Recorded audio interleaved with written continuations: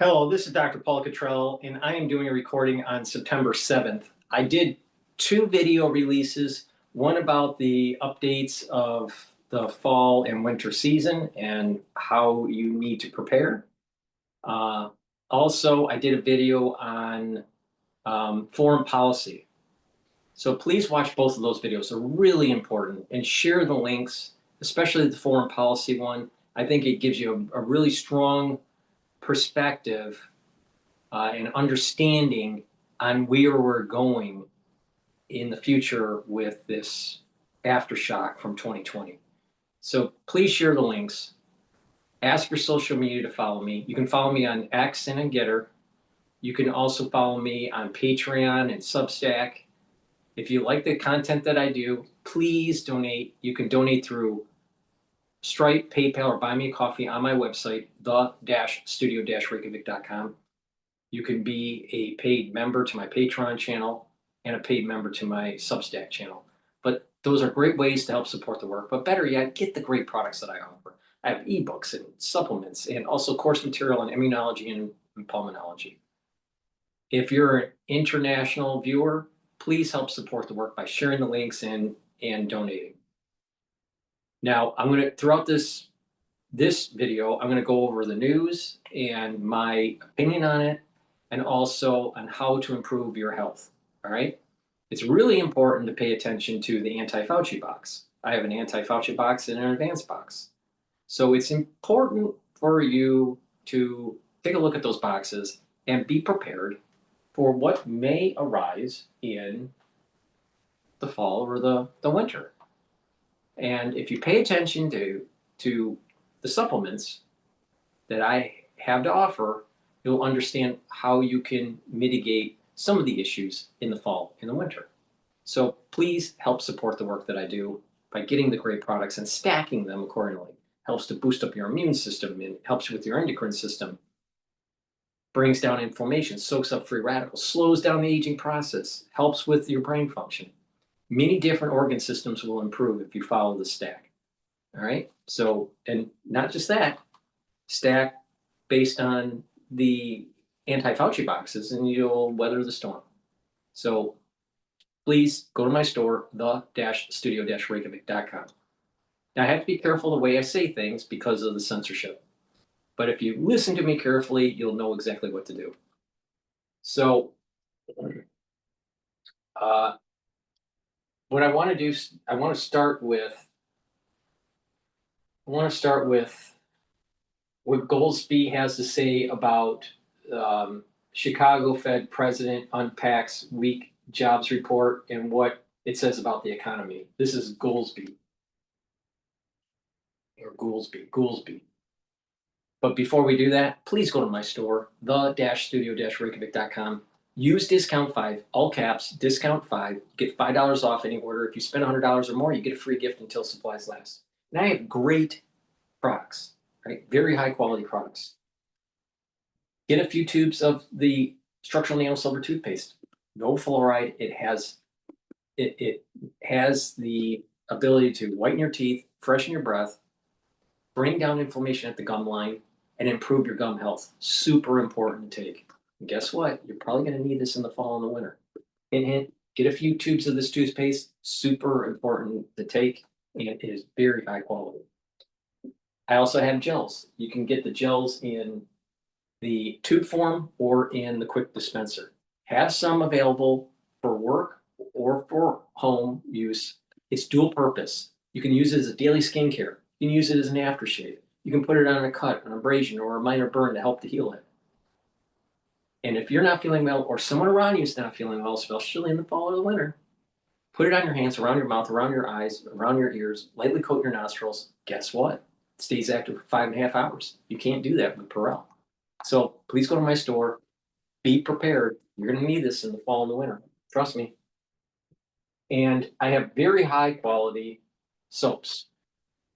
Structural nano silver soaps. I have it in charcoal tea tree, lemongrass, in peppermint, and also in lavender. Very high quality soaps. Get a few bars for your household. Help support the work that I do and help support your health and wellness. Use discount 5 and you get $5 off any order. please go to my store, the-studio-reykjavik.com.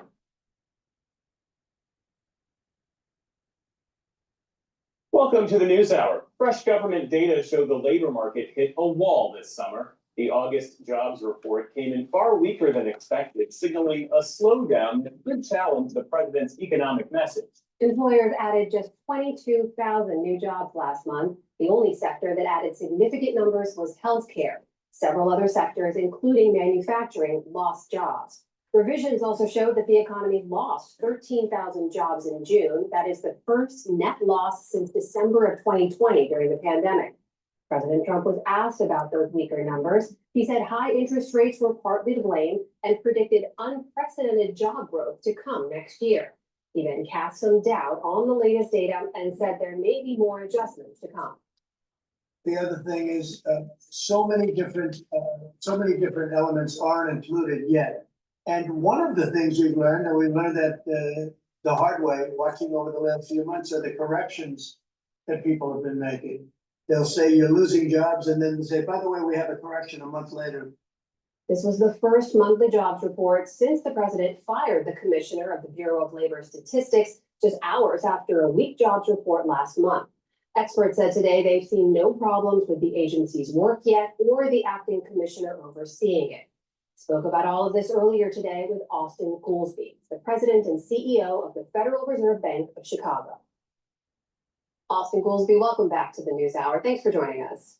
Hi, thank you for having me. So let's just start with your reaction to those jobs numbers. 22,000 new jobs added in August. What do those numbers say to you about the labor market and the economy?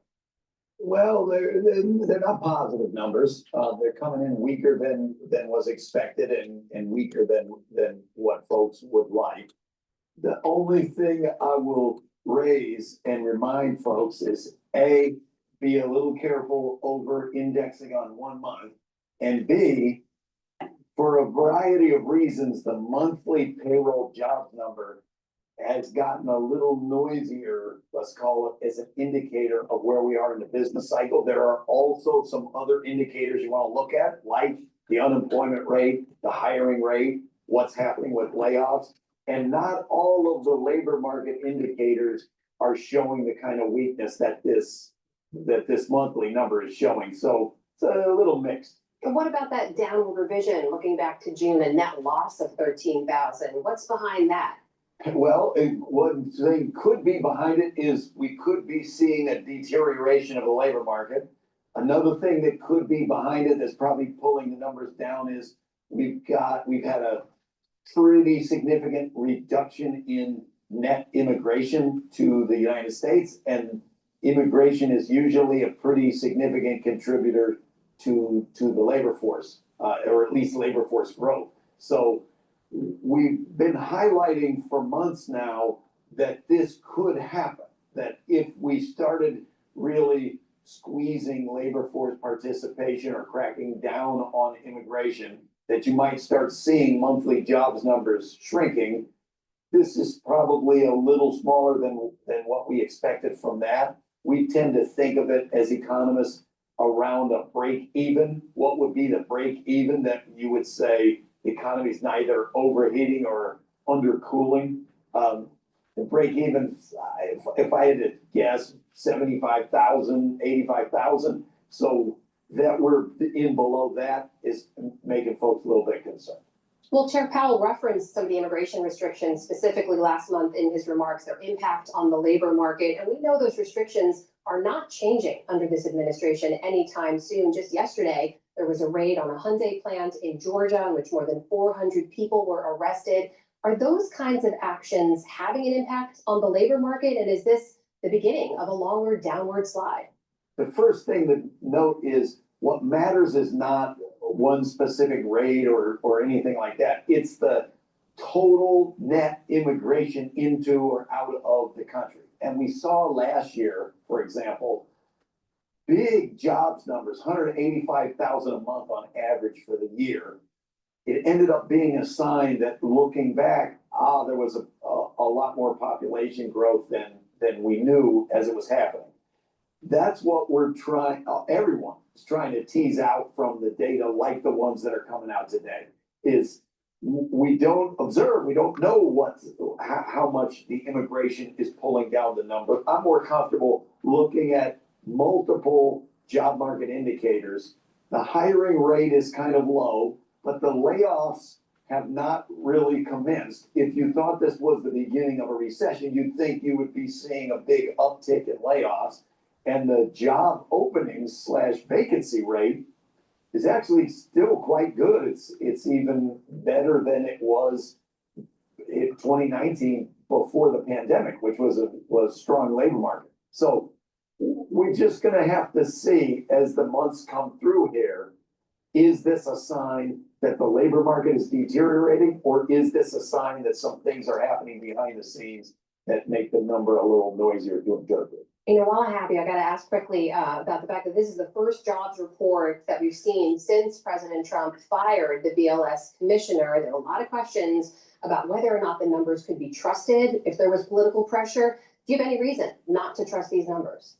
I have no reason not to. There were a lot of no's in there. I have no reason not to trust these numbers. The Bureau of Labor Statistics is absolutely the best source of data that exists about the labor market in the U.S. economy. It's not perfect, and there's definitely noise in it, and the noise has gotten harder over time because people don't answer surveys and things like that. So I would encourage everybody to look at as many pieces of information as you can. As I say, if you're one of the data dogs, one of the key rules of the data dog is sniff everything that hits the floor because it might be food. So look ahead for us if you can now. Do these latest numbers strengthen the case for interest rate cuts ahead? As you know, the law gives the Fed a job when setting monetary policy to pursue what we call the dual mandate, to maximize employment and stabilize prices. You got to pay attention to inflation, and we've had some months of really benign readings but that almost said, hey, no need to pay attention here. But in the latest data, we saw a couple of warning signs, disturbing signs, like services inflation really kicking back up again. That's probably not coming from tariffs. So we're on the lookout. Was that just a blip, or do we got to be thinking about both sides of the Fed's mandate at the same time? And that's always the more uncomfortable circumstance. I'm sure you've been aware of the president's very public campaign to apply pressure to the Fed Chair Jerome Powell as well, and also his attempts to fire Lisa Cook from the Fed board. I also want to ask you about the fact that the president's been very clear about the fact that he would like to exert more control over the Fed. He's used explicit language saying that we will have a majority soon if he's able to replace Lisa Cook on that board. What do you make of that? Are you worried about political interference on the Fed? Are you worried about it maintaining its independence? We have, through the Federal Reserve Act, a process that was designed to keep as much as humanly possible Fed monetary policy decisions away from that. There will not be political interference in determinations like that. That's not just at the Fed. All the rich countries of the world have independent central banks because economists are basically unanimous that it's extremely important that we preserve central bank independence from that kind of political interference. So I think that's very strong, a very strong endorsement of independence. Makes me uncomfortable. Anybody who's making the argument that the monetary policy decision should not be based on the economic conditions and the economic outlook, but should instead be based on the political viewpoint of one party or another, I think it's a mistake.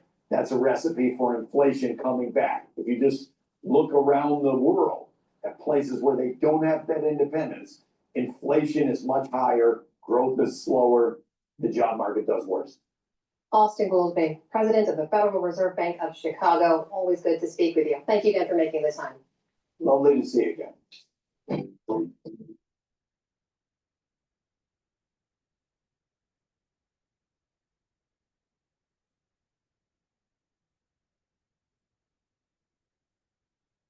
You ready?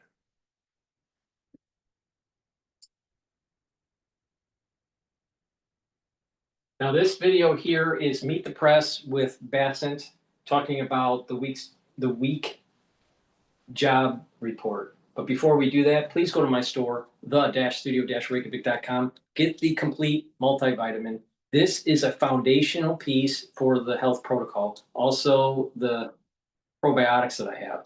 So for the complete multivitamin, this will help with the proper enzymatic activity. You have cofactors in here. These multivitamins are cofactors for enzymatic activity, so your cell performs better. This is a great way to start that foundation for that health protocol to slow down the aging process and boost up the different organ systems that you have. This is comprehensive and it's easy to digest. So go to my store and get the multivitamin.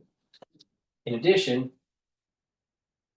getting a good probiotic, I have two types of probiotics, the MB40 probiotic or the powdered probiotic. Both are very high quality. You take either or. Take it every day. And what's going to happen is that your gut biome is going to improve. Your skin will improve. You'll also notice that your metabolism is improving. You're absorbing your nutrients better, so your energy levels are improving. Your liver will process better, and your brain function will improve. You'll start to notice that you can sleep better. You'll have less brain fog. You'll be able to concentrate better. You'll be less irritable. You'll have more energy. You're detoxifying your body better. So please go to my store, the-studio-reykjavik.com, and get the probiotics and the multivitamin. That's the foundation to build off of. The multivitamin and the probiotics. Take it every day. Drink it with filtered water. And another great product that I have are the dual purpose deodorants. They're for males or females. You can get it for peppermint. You can get it in peppermint, lavender, and tea tree, or in citrus. It has no aluminum, no baking soda. It's made from essential oils from the Himalayas. It's dual purpose. You use it as daily deodorant, but it'll also help to daily detoxify your body. And by detoxifying your body, you're helping with your immune system and helping with your endocrine system. Super important. So please go to my store and get the very high quality deodorants. Use discount 5, you get $5 off any order. If you purchase $100 or more, you get a free gift until supplies last. And another great stack to help with your immune system and brain function are the following. Magnesium and zinc. Magnesium will boost up that immune system and help with brain function. Super important to protect your neurons and help with brain function. Vitamin C and magnesium will help with your skin, your immune system, and brain function. In addition, magnesium increases the efficacy of vitamin D3. You're going to need this in the fall and the winter season, trust me. Make sure you get vitamin D3, make sure you get the vitamin C and magnesium, and make sure you get the magnesium and zinc. You're going to need it. Please go to my store, the-studio-reykjavik.com. Guess what? You use discount 5, all caps, discount 5, you get $5 off any order. You spend $100 or more, you get a free gift until supplies last. Get prepared. Fall and the winter's coming.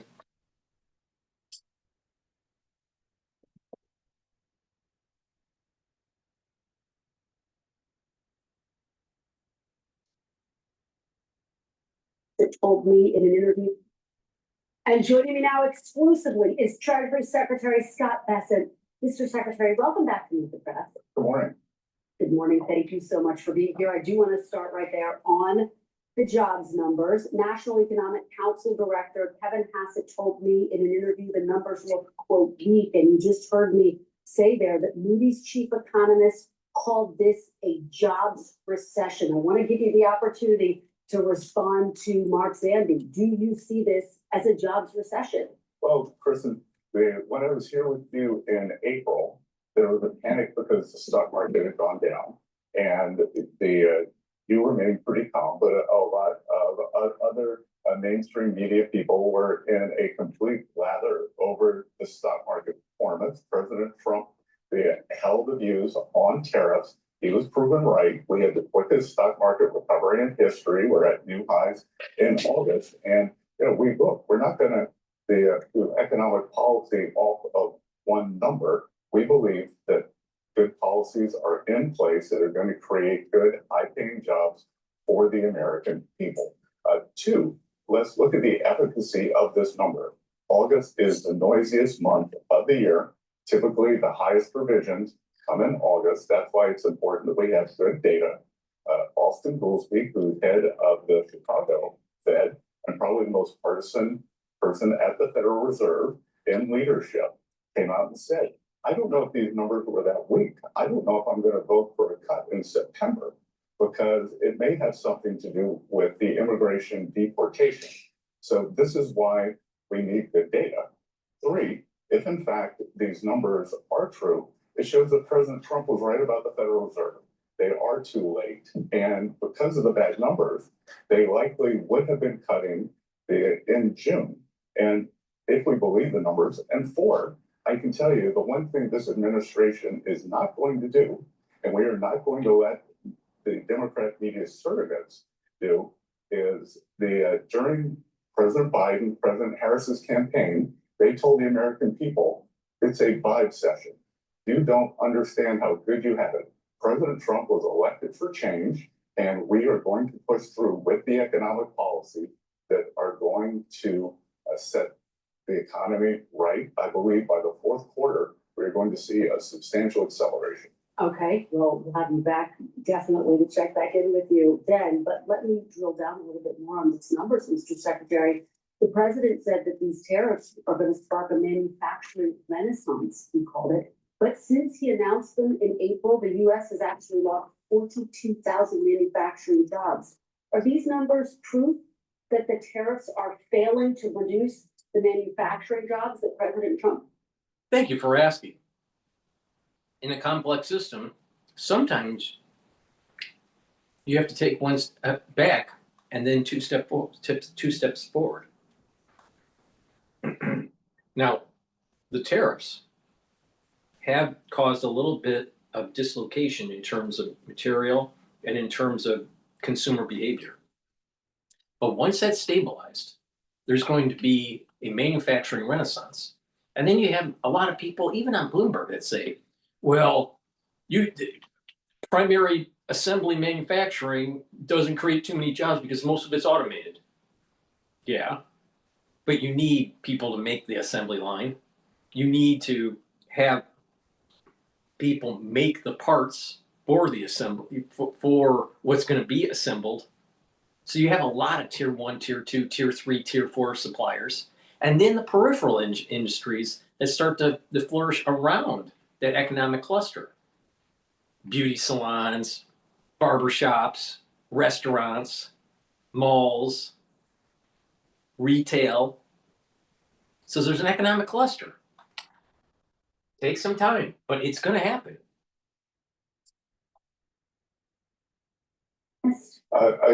Again, Kristen, it's been a couple of months, and with the manufacturing sector, as you know, we can't snap our fingers and have factories built. Exactly. So what we are seeing is a record amount of investment intentions. We've seen a CapEx boom in the first half of the year, and I think that was actually held back. The One Big Beautiful Bill, which has full expensing for factories and equipment, was passed on July 4th.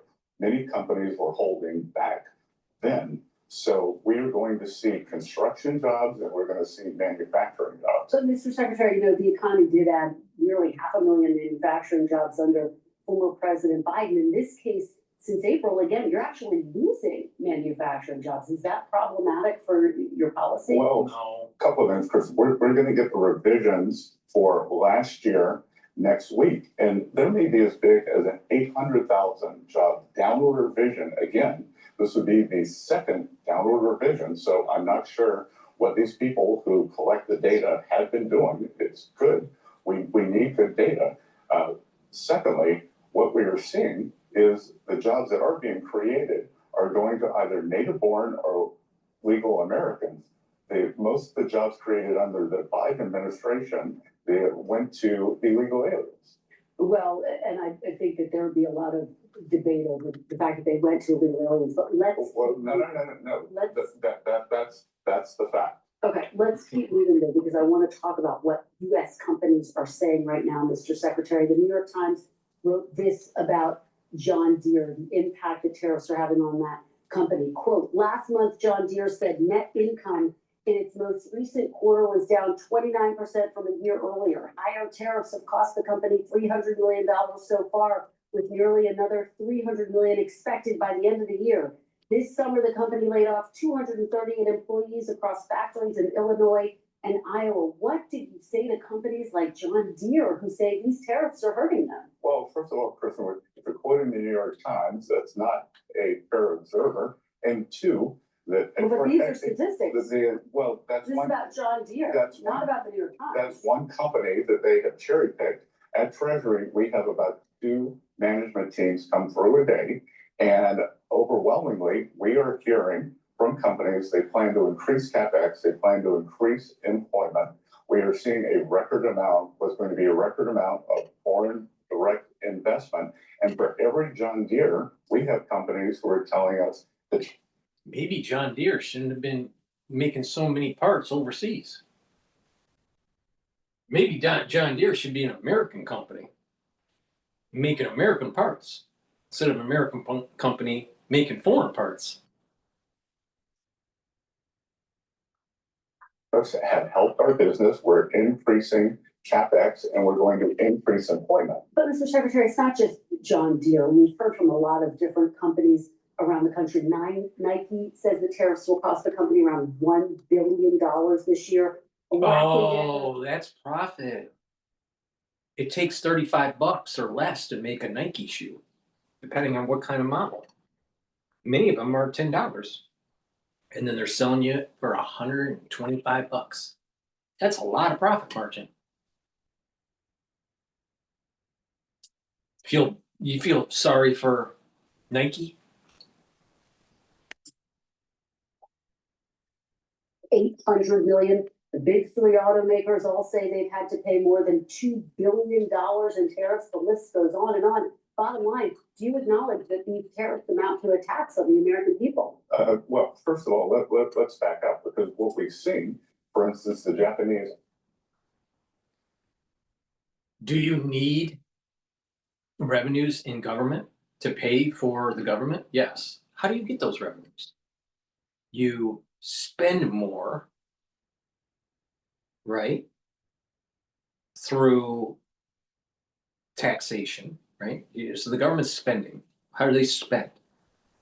All right. They have to raise taxes to get the revenues in so they can spend. All right.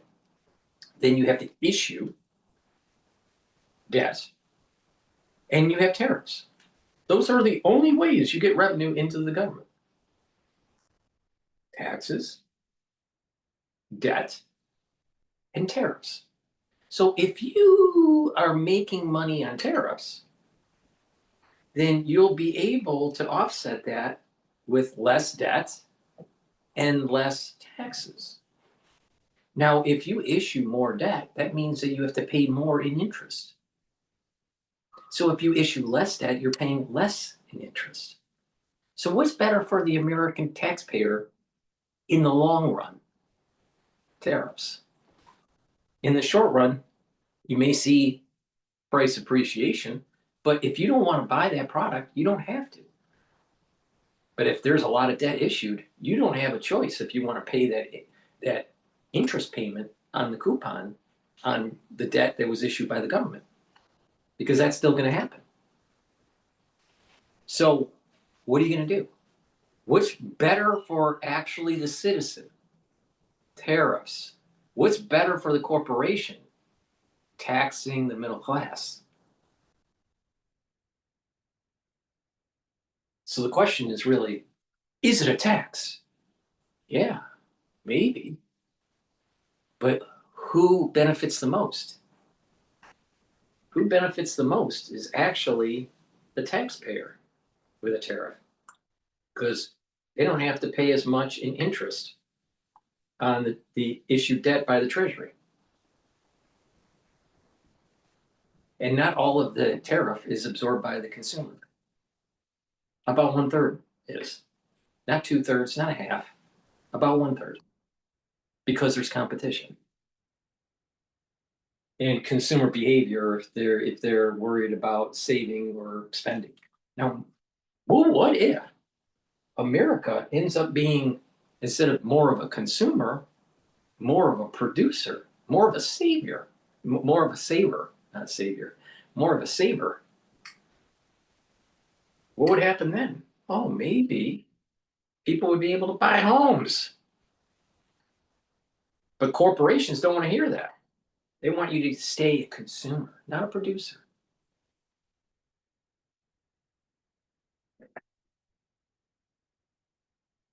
Makers have said they're eating the tariff. So. But these companies they're- say they're eating the they're tariff, these eating the- American companies. They're eating the tariff.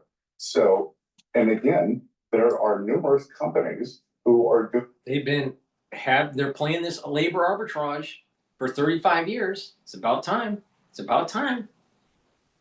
And we have a lot of debt in the last 35 years. It's ballooned out. We need to pay it down. Tariffs are a good policy to do that. But if you're a globalist, you don't want to hear that. But if you're an average citizen that's tired of being taxed, tired of seeing the debt balloon out, maybe we need tariffs. Maybe we need to put a little bit more pressure on these companies to come back and boost our GDP so we have a better debt to GDP ratio.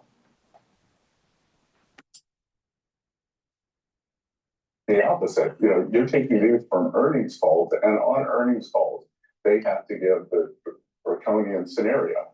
There aren't companies coming out and saying, oh, because of the tariffs, we're doing this. But I can tell you, whether it's Micron or Apple, they are upping their investments in the United States. And Chris, if things are so bad, why was the GDP 3.3%? Why is the stock market at a new high?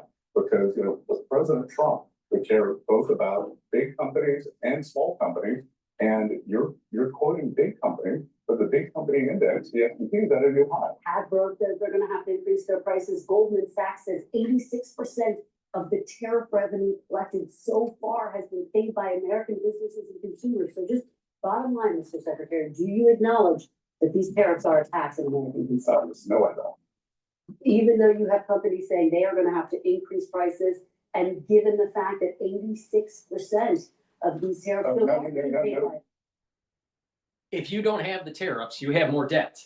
If you have more debt, you have to go into even further debt when you roll the debt to pay the interest and or increase taxes. So you don't have it. There is no free lunch here. But this is Meet the Press, where it's a liberal education and they're stupid. What's better for the consumer? The consumer is better in the long run by building an economic cluster, having more jobs, and offsetting the revenue that's coming in from the government with tariffs and offsetting the debt. Bring the debt down, pay down the debt. That's what should happen. There's a huge revenue stream here that can help pay down the debt. But if you don't do that, taxes are going to have to go up, or social programs are going to have to be truncated, or more debt has to be issued. What are you going to do here? So maybe businesses have to pay a little bit more to be able to pay down the debt. Maybe consumers have to pay a little bit more at the checkout counter to be able to pay down the debt. But is that better to do it that way? Or is it better to have a broad tax across the board where it's going to affect the middle class more than anybody else? Most likely, the tariff is a better solution. And it is an impetus. There's a vector of pressure to move manufacturing back to the United States because they won't be tariffed. And we have the economic cluster. So what's wrong with that? So is she implicitly saying that we should have more taxes if we don't have tariffs? How are we going to get the revenues into the government? We have to build our economy better. So once we move the manufacturing back here and have a better economic clustering, we have a better economy, and therefore we won't have the tariff revenue, but we have more of an economy that's generating revenues for the government. And hopefully with prudent fiscal management, we'd be able to pay down that debt. But this is just classic argument. Humanity's stupidity right here. Meet the press. You mean meet the stupids. Quoting Goldman Sachs. So, Yes, Goldman Sachs, I correct. made a Which good, I said, yeah. I made a good career trading against Goldman Sachs. Okay, all right. I do want to talk to you about the battle playing out in the courts. I know you've been deeply involved in this. The so-called reciprocal tariffs suffered a big setback when an appeals court ruled they were illegal because tariffs are a tax and only Congress can impose taxes unless it explicitly gives that power to the president. You're appealing the Supreme Court now. What is your plan if President Trump's tariffs are struck down by the high court? Well, there's a lot to unpack there, Chris. And so let's do it in a couple of segments. One, the president is using something called IEPA, the International Economic Emergency Powers Act.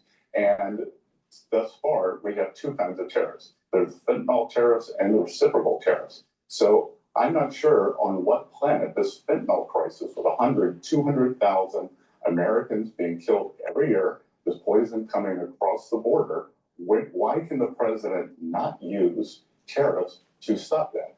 Two, on the reciprocal tariffs, we have reached a tipping point in terms of our trade balance.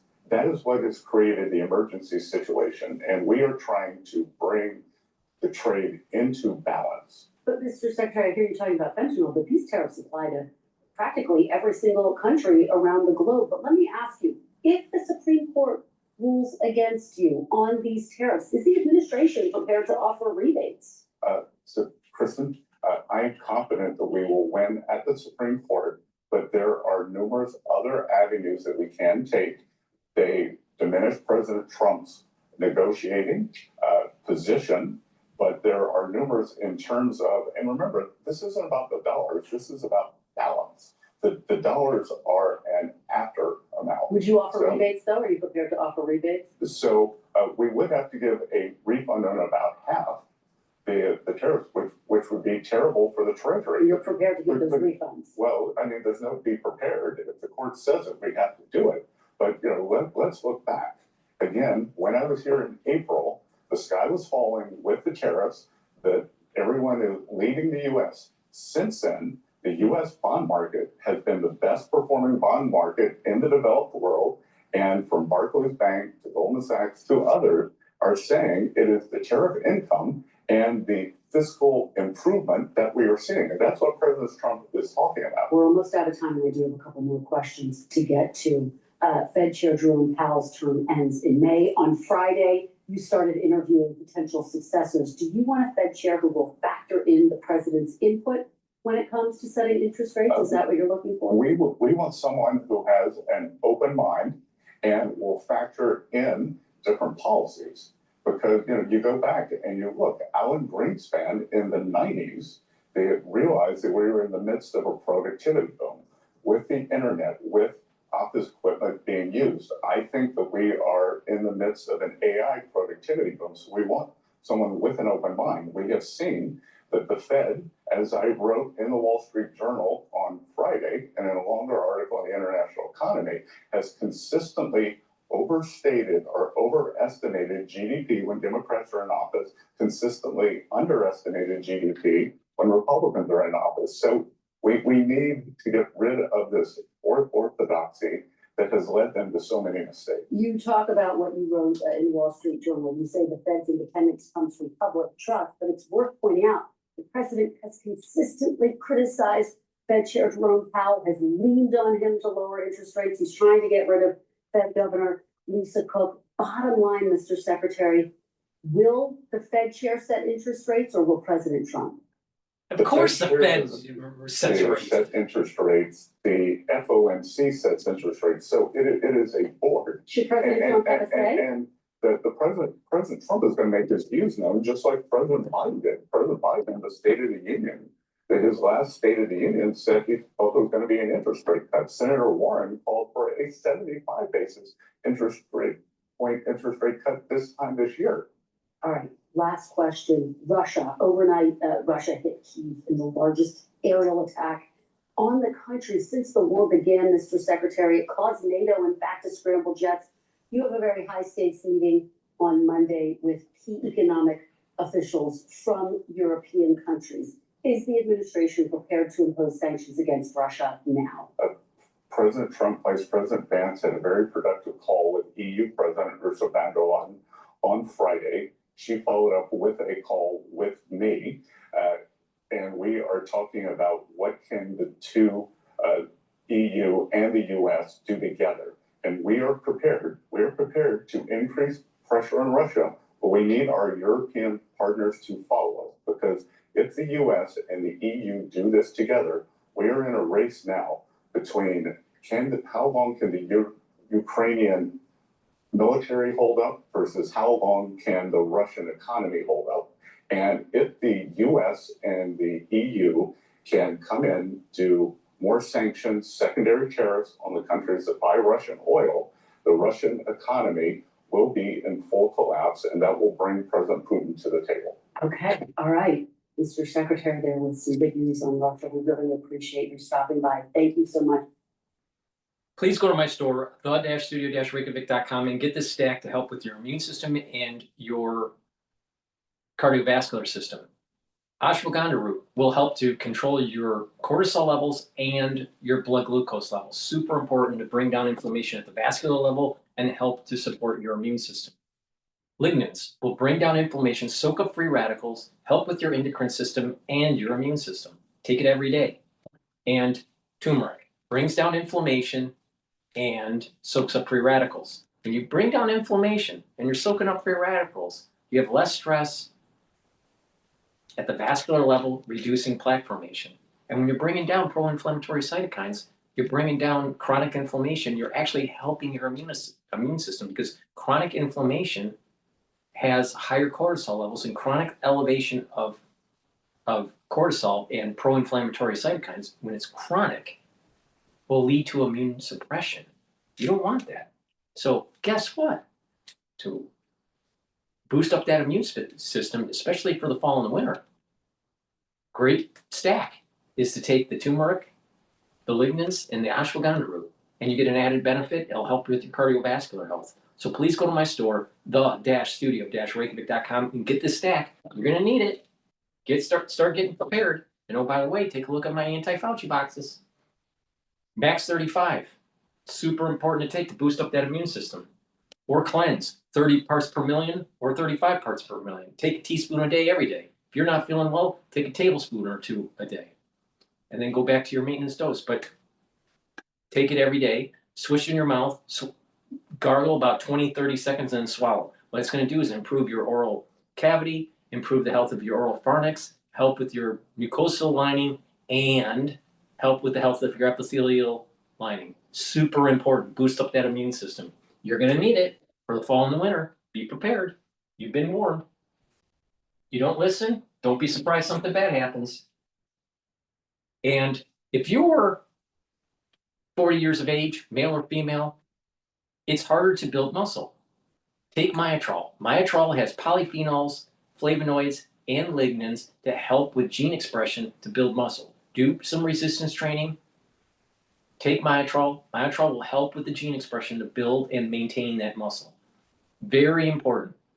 And it'll also help with the health of the mitochondria. You need lots of energy to maintain muscle. So if you want to reduce that atrophy as you get older, boom, take Myotrol. Stack it with gladiator barley to get even further benefits of building up muscle.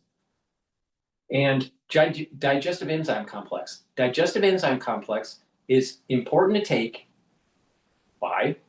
Because it helps with your pancreatic health. It helps to break down carbohydrates, lipids,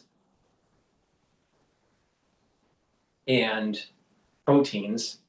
And that way you're going to be able to absorb your nutrients. You're going to be able to absorb what you eat, and you're lowering the load on your pancreas. It also has bromelain in it, so it's fibrinolytic, and it has proteolytic enzymes to break up glycoproteins. Super important. You may need this in the fall and the winter. Just hint, hint. Be prepared.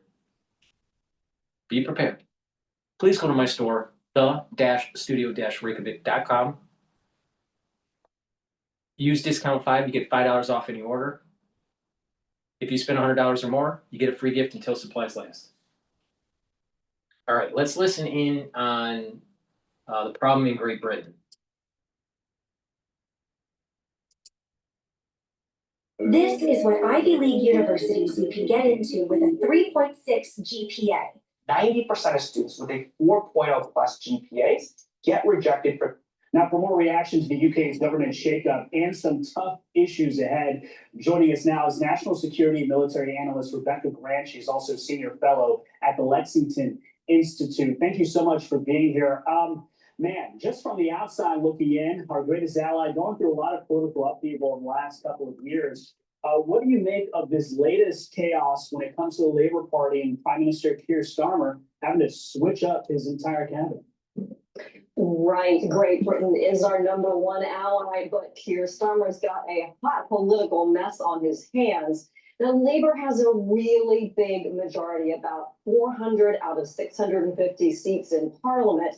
But as you can see, David Lammy, who's moved up to Deputy Prime Minister, he's a very glamorous figure. Now, they've lost to the Red Queen, who was also a bit more of a wow figure than Starmer himself. So part of the issue is how can Starmer hold on to his leadership in the Labour Party as they deal with censorship, immigration, et cetera. You know, Lammy was once the youngest member of Parliament when he was first elected out of Tottenham. And so there are some real potential new faces in the Labour Party, too, that we're seeing in this shakeup. Yeah, and for the reasons, that we care about this is not only are they our greatest ally, but what typically happens here can happen there, and what happens there can happen here.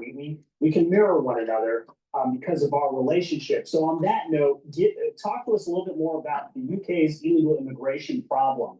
I know that Keir Starmer and the Labour Party said that they would go in and they would fight this issue, but so far, from my understanding, they haven't done much yet. The numbers aren't proving to show that they've got a hold on illegal immigration there.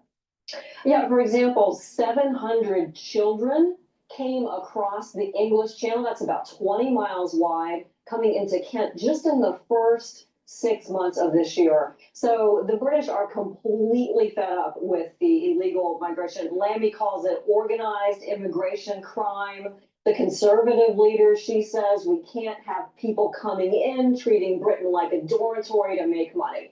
So it's a universal issue. But they have to, again, as we are in this country, crack down on the criminal gangs they work in a bunch of different ways, from passport fraud to these small boats that are letting the illegals come into Great Britain. And exactly, they have exactly the same kind of problems that we're solving. So the issue of censorship really was front and center this week after that comedian was arrested in Heathrow Airport. This is a comedian who posted things on Truth Social against the transgender community.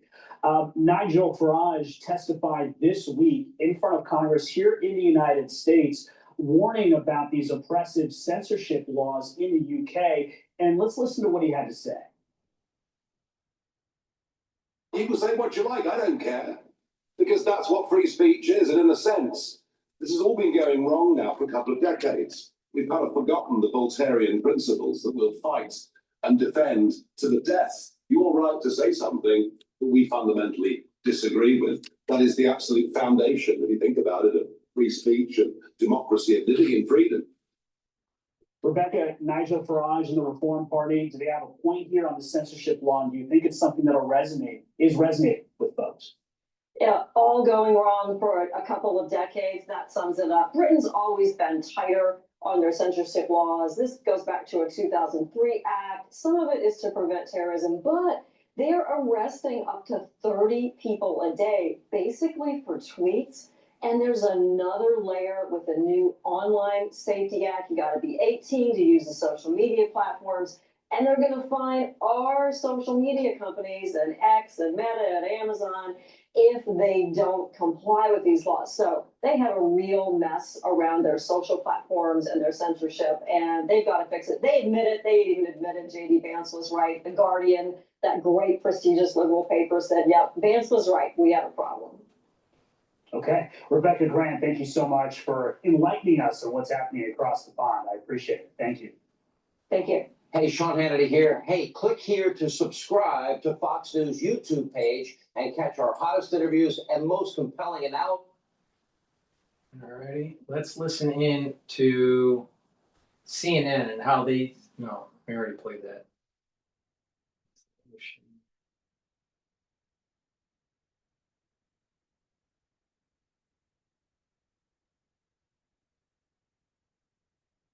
All right, this is TLDR News. Hungaroo is the easiest way to eat healthy. Hungaroo is kind of like having your own personal shopper and nutritionist. They take care of the weekly groceries and recommend healthy, high quality. On Thursday, the Scottish Government published a new paper called Your Right to Decide, setting out its plan to secure a second independence referendum for Scotland. In the 22-page paper, and in a complimentary speech, First Minister and Scottish National Party leader John Swinney said that it's for the people who live in Scotland alone to make the choice about the future of Scotland as a country. The SNP has made clear that it's going into the rapidly approaching Scottish Parliament election, due in May next year, seeking a mandate for another referendum. But after several of the most tumultuous years in the SNP's 18 years governing Scotland, how viable is its approach? In this video, we're going to explore the SNP's independence strategy, whether this new paper changes things, and the prospect of another referendum.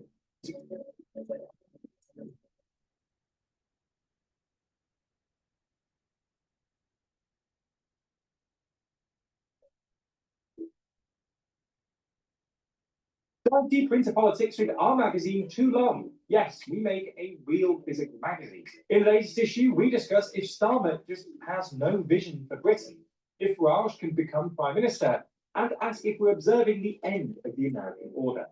Find out more by clicking the link in the description. We're going to start by looking at what the SNP's independence strategy has been since the 2014 referendum. Despite the independence movement's loss in 2014, a series of major events and factors kept it alive and kicking, including Brexit, which Scotland strongly voted against, the rise of Boris Johnson's Conservative government, which was deeply unpopular in Scotland, the heightened profile of First Minister Nicola Sturgeon during the COVID pandemic, and more. The 2016 and 2021 Scottish Parliament elections resulted in majorities for pro-independence parties, i.e. the SNP and Scottish Greens combined. The 2019 general election saw the SNP win 48 out of Scotland's 59 seats, and every published opinion poll on independence conducted between June 2020 and January 2021 had yes ahead of no, representing the most sustained polling lead for the independence camp ever. Starting in 2017, the SNP-led Scottish government made several attempts to secure a second independence referendum by requesting that the UK government transfer powers to the Scottish Parliament via what's called a Section 30 order, so that it could legislate to hold an independence referendum, which is how the 2014 referendum happened. But consecutive Conservative Prime Ministers shot down these calls, saying it was not the time for another referendum, and that the 2014 vote had been a once-in-a-generation event. Beginning in 2022, the Scottish Government began publishing a series of papers called Building a New Scotland, sort of a prospectus for an independent Scotland, focusing on a range of policy areas. It was in June 2022 that Sturgeon launched her biggest push yet, announcing her intention to hold an independence referendum in October the following year. The plan involved asking the UK Supreme Court to rule on whether the Scottish Government has the power to hold a referendum without UK government approval. If yes, the vote would go ahead as planned. If no, the SNP would treat the next UK general election as a de facto referendum, i.e. if a majority of Scottish votes went to pro-independence parties, the Scottish Government would treat that as a mandate to pursue negotiations on independence with the UK government. In November 2022, the Supreme Court unanimously ruled that a referendum could not be held without the UK government's permission. But Sturgeon's de facto referendum strategy ultimately didn't really come to anything. it was watered down by the SNP under her successor Humza Yousaf. And by the time of the general election in July 2024, the SNP, by then led by John Swinney, suffered a disastrous result, falling from 48 seats to just 9, and dropping to second behind Labour in seat and vote share. Under Swinney's leadership, it had at times seemed like independence had been put on the back burner. He scrapped the post of Minister for Independence.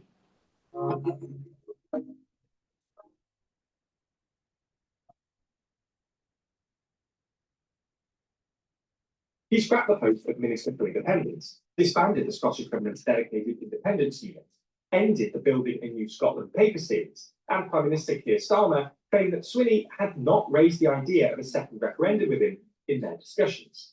However, over the course of this summer, and with a newly published paper, Swinney has now sought to bring the independence issue back into focus by setting out his own new strategy and criticising those of his predecessors. Essentially, Swinney's pitch is this: forget general elections and forget de facto referendums. Let's get back to the one and only thing that has ever resulted in an independence referendum, an SNP majority in the Scottish Parliament. Swinney makes the argument that a precedent was set in 2011, when the SNP won its first and only outright majority in the Scottish Parliament, prompting the UK government to allow an independence referendum to be held in 2014. He points out that both the 2016 and 2021 Scottish Parliament elections, which resulted in pro-independence majorities but not outright SNP ones, failed to bring about a referendum. So, in order to, quote, break the lockdown, the SNP needs to repeat its 2011 success at next year's Scottish election by winning an outright majority, and then, pointing to the 2011 precedent, seek UK government approval or a referendum. But this strategy shares the same fundamental weakness as previous SNP strategies, in that it relied entirely on the government in London to say yes. And given the UK's constitutional setup, there is nothing the SNP can really do about that, besides trying to hold a Catalonia-style wildcat referendum that the party has always ruled out. Yes, the paper puts forward a number of points, but there's a precedent that the UK is a voluntary union, and that a generation is now passed with 1 million people eligible to vote by 2030 who were too young to vote in 2014. But at the end of the day, it's up to the UK government. And while it's certainly not impossible that Labour says yes, Keir Starmer has never shown any indication that he will. But before even getting to that point, the SNP would have to win a majority of seats at next year's Scottish elections, which is a huge uphill challenge. While the SNP is still polling in first place, it's polling considerably below what it scored in 2016 and 2021, when it failed to secure outright majorities. But Swinney may be hoping that by recentering the issue of independence and framing an SNP majority as the ultimate mandate, he can shore up the SNP's support and bring back independence-minded voters that may have turned away from the party in recent years amid various scandals at the government team. After all, independence is more popular than the SNP. Swinney's independence strategy is set to be a hotly debated topic at this month's SNP conference, as several local branches are pushing for a more radical approach, with an amendment to Swinney's own motion that would essentially bring back the de facto referendum idea and lower the threshold for a proclaimed mandate to include the seats of other pro-independence parties, such as the Greens and ALBA. As we wrap up, though, it's worth zooming out a bit. While we're certainly not predicting the imminent collapse of the UK, it's remarkable that if the SNP remain first in Scotland, as by currently winning Wales, as polls have suggested, the largest parties in each of Scotland, Wales and Northern Ireland will be ones that seek separation from the UK, suggesting a sense of deep disillusion at the state of the Union. Now, when you're diving into complicated topics such as this, it's quite easy to get caught up in what you know without even missing a beat. But what about the stories you don't see? Or what happens when the stories you do see are purposefully leaving out information to try and sway your thinking? Thankfully, our sponsor this week, Ground News, are experts at helping with just. Please go to my store, the-studio-reykjavik.com, and get the lozenges and the drops. You're going to need them for the fall and the winter. Make sure you have some at home and at work. You never know when you need them. You get 21 in each bag for the elderberry zinc lozenges, very high quality, and you get 100 in each bag for the drops. The drops are smaller than the lozenges. You can get them in cherry, in honey and lemon, and also in blueberry. Very high quality drops and lozenges. Get a few bags for your household. All right, be prepared. The fall and the winter are super important. The moment you have that irritation in your throat, take them right away. Mitigate the problem right away. You're gonna need this. Be prepared. I'm telling you, be prepared. I don't know how many times I have to say this. Be prepared. It's coming. All right. Let's listen to Ben Shapiro. Scroll left, learn more. Find your school district plan at ny.gov/phone free. Adobe Acrobat Studio is all new. What can PDF spaces with AI do? Drag in research, drop in thoughts, AI pull insights from your docs. The data. Welcome back, America. We're here with our good friend Ben Shapiro. By the way, he's written a fantastic new book, Lions and Scavengers, The True Story of America and Her Critics. But before we get to that, Ben Shapiro, I opened the program with a clip of Talib, who is, of course, your testimony. But she was at this conference, People's Conference for Palestine 2025, Detroit. And you had a real variety of terrorist supporting individuals, people with ties to terrorism, people promoting the extinction or the execution of the Jews, the elimination of the state of Israel, coming to the defense of Hamas, but also trashing the United States, trashing the history of the United States, seeking to overthrow the West of the United States, this fusion of Marxism and Islamism. And it occurred to me, Ben Shapiro, you and I, had people who we thought were conservative, sound a lot like the Marxist Islamists who were attending this event last week, don't they? I think it's exactly right. Unfortunately, there's a grievance culture that has become the dominant strain on the left that says that all people in the world who are poor, who have bad lives, that is the fault of the West, that is the fault of Israel, it's the fault of capitalism, it's the fault of the Jews, it's the fault of anyone except for themselves. They have no agency, and thus all the systems must be torn down from the rooftops all the way down to the ground. And you see that sort of mirrored on a weird horseshoe part of the right that is now arguing sort of the same thing, that the problems that people have are intractable, that there's a shadowy group that's manipulating all of this, that America actually was never great. America was wrong in World War II. America never landed on the moon. And these kind of two forces are now bizarrely joining hands in the middle. It's very strange. Do you think there's enough of an effort to push back? I find that conservative groups and conservative organizations that have these weekend events and these seminars, whether they're for young people or think tanks or that sort of thing, they sort of sprinkle these events with these kooks. They sprinkle these events with these American haters who claim to be American firsters and are fake MAGA and even stab the president in the back. Yeah, I mean, I think it's definitely an attempt by some of these organizations to quote unquote maintain the big tent.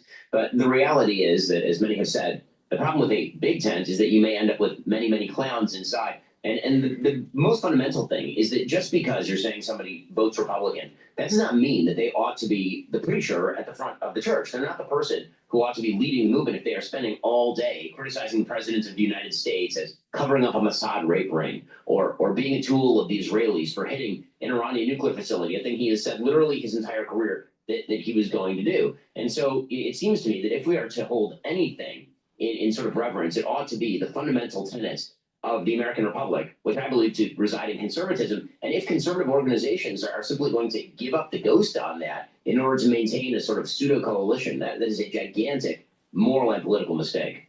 I even looked at one organization this weekend that's having a big confab. And they're doing this. They're sprinkling these kooks in with other people.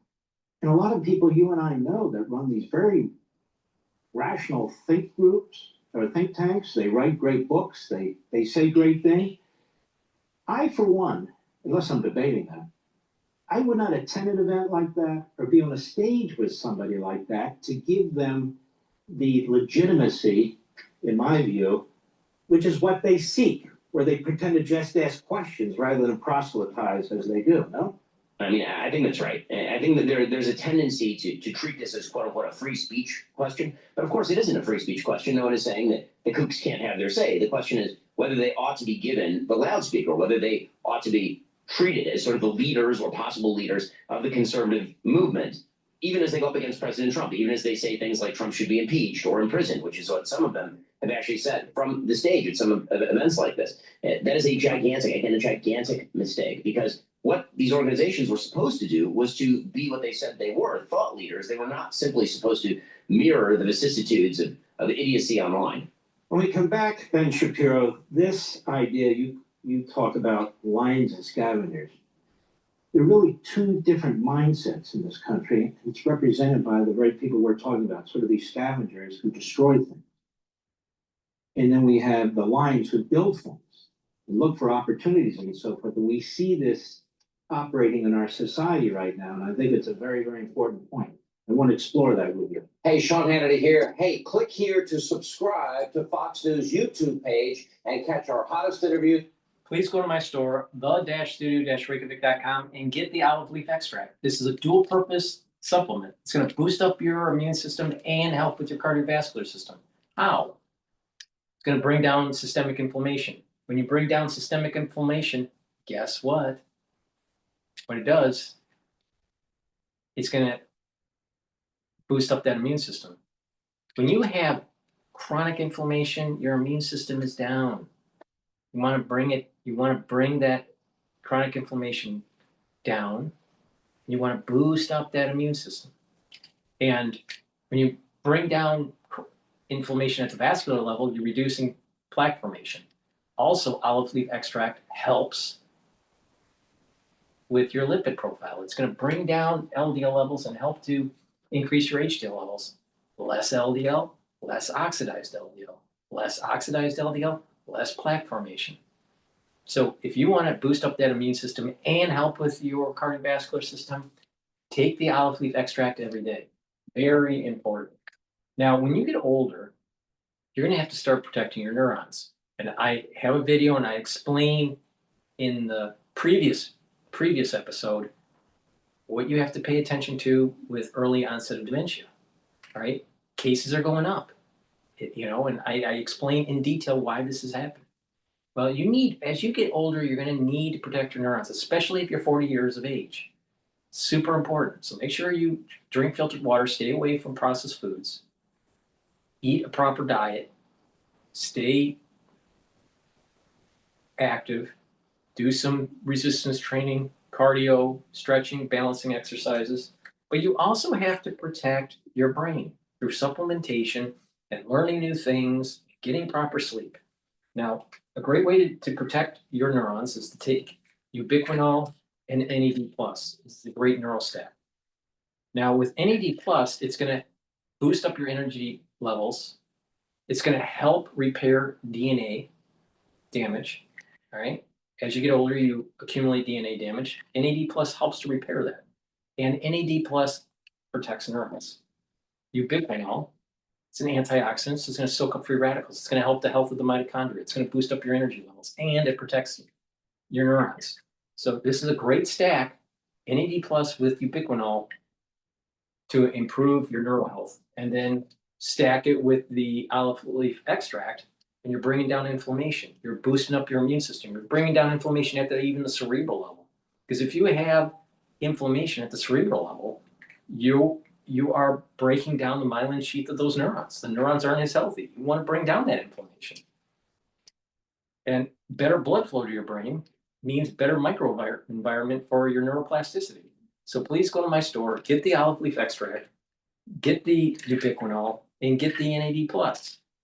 Use discount 5 and you get $5 off any order. If you spend $100 or more, you get a free gift until supplies last.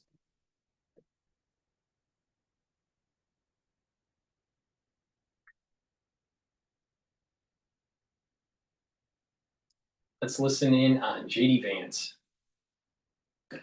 Sure. You live around here? Mm-hmm. Like 5 blocks that way. So we're neighbors then. Oh. Well, it's nice to meet you, Nate. There was a U.S. Navy strike on a boat this week. You just heard Tom Horn talking about it. The administration like this is trafficking drugs for the Venezuelan gang trend in Aragua. 11 people in the boat were killed. JD Vance tweeted, "Killing cartel members who poison our fellow citizens is the highest and best use of our military." To which a liberal commentator, Brian Krasenstein, responded, "Killing the citizens of another nation who are civilians without any due process is called a war crime." And then JD Vance responded, quote, I don't give a shit what you call. Scott Jennings. Well, I'll give you my political view of how I think most Americans are going to view it, most Republicans certainly, and that is that societal decline is a choice.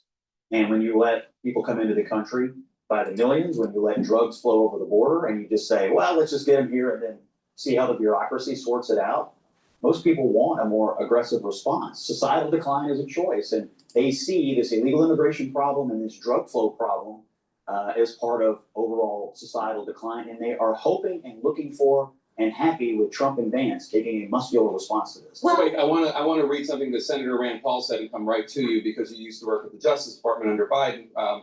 Where Senator Rand Paul, a Republican from Kentucky, said, JD, I don't give a shit Vance, that's his words, not mine. It says, killing people he accuses of a crime is the highest and best use of the military. Did he ever read To Kill a Mockingbird? Did he ever wonder what might happen if the accused were immediately executed without trial or representation? What a despicable and thoughtless sentiment it is to glorify killing someone without a trial. Well, I'll say he has a lot of fair points there. And I think there are things that the administration could be doing that are unlawful, and there are legal questions around it. But what I'll also say is that no administration, Republican or Democrat, has been for cartel leaders. Everyone has worked to arrest and extradite cartel leaders. But the way that they've done it successfully in the last administration, they had a dozen cartel leaders from the Sinaloa cartel that they extradited or arrested, is through the help of that country. And you have to have the intelligence from that country in order to arrest and extradite people. Once you start going around and killing people without coordination of a country, that intelligence often stops. And that is the last thing the Americans want. I just don't know. For that to I just stop. don't know how you get intelligence from a country like Venezuela. Yes. I mean, how you have to stock their operational capabilities. Number one. Number two, I would think about the 80s and the 90s and how drugs impacted the Black community. Think about how drugs impacted poor white communities coming from south of the border. And so if you were to ask many of those family members who saw their children die or children get strung out on drugs, many children, the children of those people have parents that were in prison as a result of that drug addiction. So to me, you got to do everything you possibly can to destroy these guys. And arresting the cartel leaders, that's not enough because you arrest one, then someone else rises to the top. What do you think about this, Trent? Well, I mean, I think we all want drugs kept out of our country, and we should be firm on that. I also believe that in America, you get due process, and just being accused, I haven't seen any solid evidence, and I look forward to having a full confidential briefing in Congress. We deserve it. These are transnational terrorist organizations. We have to stop thinking of these people like they are just jaywalkers. They're not. They're terrorists. Right. If Middle Eastern terrorists were on a boat trying to come into the United States with materials that would kill hundreds of thousands or millions of people, we would bomb them into the Stone Age or to the bottom of the ocean, which is what we did with this boat. We have to think of them that way. They are terrorists. They're coming to terrorize our communities, kill our children, and create societal decline in the United States. That is what we have to reframe our thinking on. Well, let me ask you this. There was a time during the Biden administration's chaotic withdrawal from Afghanistan where people thought they had intelligence on an Afghan van or truck, and Americans struck it, and it turned out it was just an innocent family. I mean, that is the difference between summary execution by the military and extraditing and arresting. So while there's no reason that I know of as of now to think this was anything other than what the Trump administration says it was, it is always possible that the best men and women on the job might make a mistake, and you can't take it back when it's an execution. It is possible. But at the same time, if you have faith in the military and faith in our intelligence services and faith in the people running them, and I do, then you have to trust that when they say, look, here comes a boatload of drug dealers who are coming to terrorize our communities. I mean, at some point, this is why we elect governments, and this is why those governments have military intelligence structures to perform these kinds of operations. And I think the American people have been crying out for some kind of more muscular response, and they're willing to take the risk if it saves lives. I agree on the muscular response. I think there needs to be a muscular response, and I think that every administration should have done that, and I think the last administration did that, and there was more that they could do. With that said, is if you start going off and killing people, the intelligence stops, and it's not just from Venezuela. That's not the only place where we get our intelligence. We get our intelligence from our allies, And that is critical intelligence in arresting and extraditing people and holding people accountable at the end of the You made day. a point that we would work with allied countries in order to arrest these individuals. And we- Venezuela is not an allied country at all. Intelligence. And the reality is, the reality is, if you're gonna have an unfortunate casualty, consider the fact that millions of Americans since the eighties have died as a result of drug addiction, overdose. Are we not gonna consider the realities of the impact on real families to this day? Every month, this Airbnb pays me about $2,700 in semi-passive income. Now, here's the thing. I don't own it and I don't pay any rent. Now, here's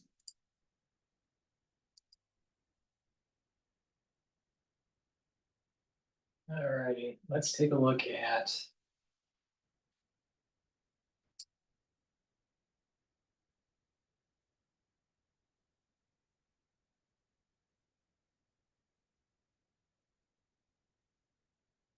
the new poll for Trump on handling inflation.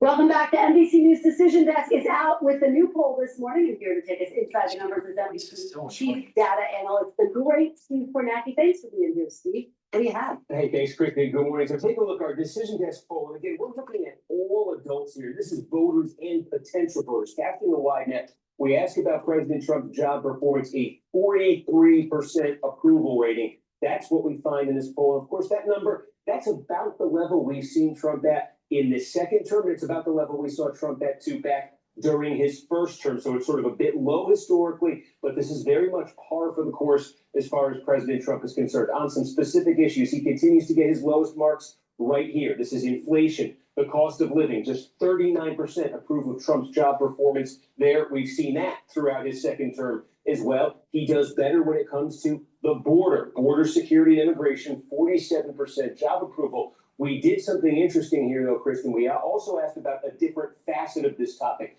not just the border, but deportations. When we ask about deportations, it falls a little bit, 43% approval right there. So small, but potentially significant. And we say, again, numbers we saw during Trump's first term as well. One of the things we saw in Trump's first term, Republicans had a bad midterm. They lost control of the House in 2018. They're trying to avoid that next year. One of the things they're hoping will be different this time, and our poll confirms it continues to be the case right here. The Democratic Party is less popular than the Republican Party. Neither's doing great, but the Democrats more unpopular. We did not see that during Trump's first term. We are seeing that during Trump's second term. And we asked about some other specific areas here. How about vaccine use in the news this week? Florida relaxing that mandate. What do you think about the use of vaccines? You see broad support here, though it is notable in our poll, under 50% now identify themselves as strongly supporting the use of vaccines. And we asked about this topic of gerrymandering, the redrawing of congressional districts, partisan advantage. 82% in this survey said they would rather have a nonpartisan commission than the party in power in a state draw the lines. Now, we don't know how deep this sentiment actually is, but one thing worth keeping in mind is this is played out. Republicans just did this in Texas. They didn't need voter approval in Texas. They could just do it in the legislature. California Democrats trying to counter Texas, they're going to need voter approval this November. This is sort of the baseline sentiment that they're up against out there. It doesn't mean the polling looks like this on that topic in California, but this is something to keep an eye on, maybe affecting that race. Yes, certainly one of the biggest flashpoints ahead of the midterms. Steve Kornacki, great to see you. We thank you for watching, and remember, stay updated on breaking news and top stories on the NBC News app. Yeah, and the ones that are really going to tell you how things really are, especially with your health. Please go to my store, the-studio-reykjavik.com, and get the Good Night Formula. Good Night Formula will help you to get into 3 to 5 cycles of deep sleep and REM sleep. Super important to be able to consolidate memory, detoxify your central nervous system, and to be well rested when you wake up. It has tryptophan, melatonin, GABA, and passion flower. So please go to my store, the-studio-reykjavik.com, and get the Good Night Formula. Take it every day, every night before you go to bed. And when you have good sleep regularly, you're going to actually notice that your brain function is better and you're slowing down the aging process. Zeolite, to detoxify your body. It's very powerful stuff. You soak up heavy metals, toxins, and chemicals, even PFAS. What it does is zeolite will bind to it and then allow you to urinate the toxins out within 6 to 8 hours or so. Take 3 small drops underneath your tongue, drink filtered water, do that every day, and you're detoxifying your body. Make sure you drink it with filtered water, stay away from processed foods, and clean your environment in your home. Really important to clean your environment, because if you reduce your exposure to harmful chemicals, you're helping to improve your immune system and your endocrine system. So take zeolite every day. Now, if you want a heavier detox, take 10 small drops underneath your tongue, drink it with the filtered water, do that every day until the bottle is done. Do that once or twice a year. But I recommend the 3-drop method. Clarity factor, super important to get rid of that brain fog. Take it every day, every day. And what you'll be able to notice is that you can concentrate on tasks, work, school, daily tasks at home. And over time, with proper diet and exercise and taking clarity factor, you're going to notice that you're having better neuroplasticity. You're going to be thinking faster, you're going to have clarity, and you're going to be able to concentrate, and your memory is going to improve. This helps to support memory. So please go to my store, the-studio-reykjavik.com, and get the clarity factor. Use discount 5, you get $5 off any order. If you spend $100 or more, you get a free gift until supplies last.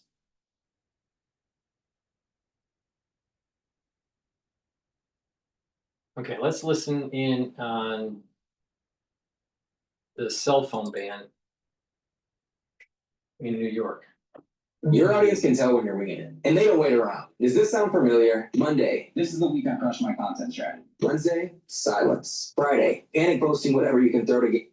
Okay, so we're talking about this cell phone ban. New York has kind of led the way on that. I want to start with this. A 2024 report by the National Parents Union shows 78% of parents say they want their kids to have access to cell phones during the school day. So we'll give you a little bit of reaction from some New York parents and then get your reaction. The New York Post quotes parent Ebony Holmes, who says, "Had to wait 30 minutes after school to get my 12-year-old daughter's confiscated iPad back, called the ban terrible. If somebody's coming here and they shoot up the school, how is my kid going to call me?" she said. Another parent, Maria Martinez, says she bought smartwatches for her 11-year-old and 8-year-old kids so they could keep in touch with her during the school day. Quote, "Kids need to be in contact with their parents." So I think it's a bad idea. So what's your So message? wait a minute. So to you those got to have parents? so these parents have to be constantly watching their kid. So what happens is the kids don't like grow up normally. They have the helicopter parent all the time, just coming in, saving the day, watching over them constantly. Let kids grow up. But not only that, if you have a watch and it's constantly going off and you have that hepatic sensor on, that is putting you in sympathetic mode, not parasympathetic mode. That means that it's affecting your immune system because it's elevating your cortisol levels. Oh, the iWatch, the Apple Watch actually affects your immune system. Yeah. Now, not just that, attention span. When you have these phones around, all right, kids are not paying attention. They're not paying attention. And so their grades go down and they get stupid. Do you want your kids stupid? Oh, I'm worried that my that in a some sort of event is going to happen and there's going to be a shooting event and I got to be able to save my kid. You're not going to be able to save your kid because of a fucking cell phone. Get fucking real. Get fucking real. Tell me what time in a school shooting has been mitigated or prevented because a kid had a cell phone. Doesn't happen. It has nothing to do with it. Kids should not have cell phones. They should not have cell phones. I am totally for banning cell phones and these iWatch technologies so the kids can learn in school. Because guess what?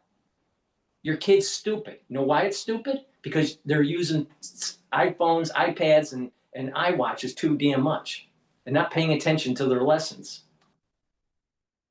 No, the kids don't need phones. Oh, we're afraid. Well, why are you living in an environment that you're afraid? Why? Why?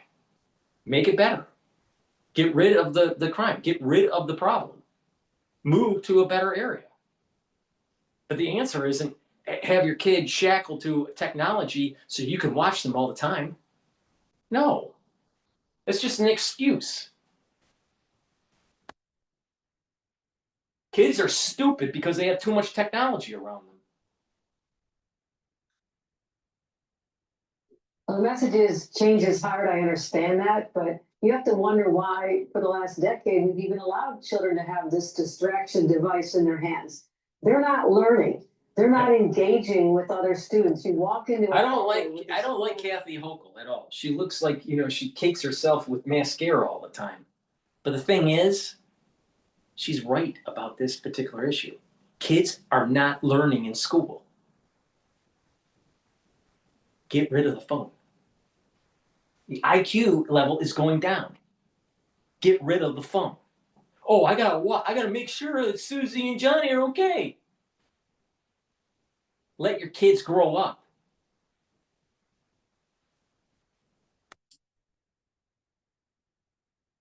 That allow us cell phones. The halls are silent. Kids aren't speaking to each other, and they're not making friendships. They're not creating human connections that you're supposed to do when you're a child. Exactly. And I'm a She's parent, right. She's absolutely right. She's absolutely right with this.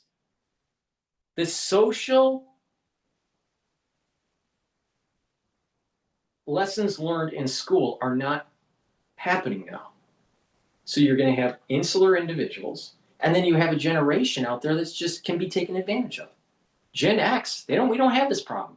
We don't have this problem because we can tune out. We remember a time where we didn't have cell phones. We remember a time we didn't have computers. And we will take advantage of people who are stupid.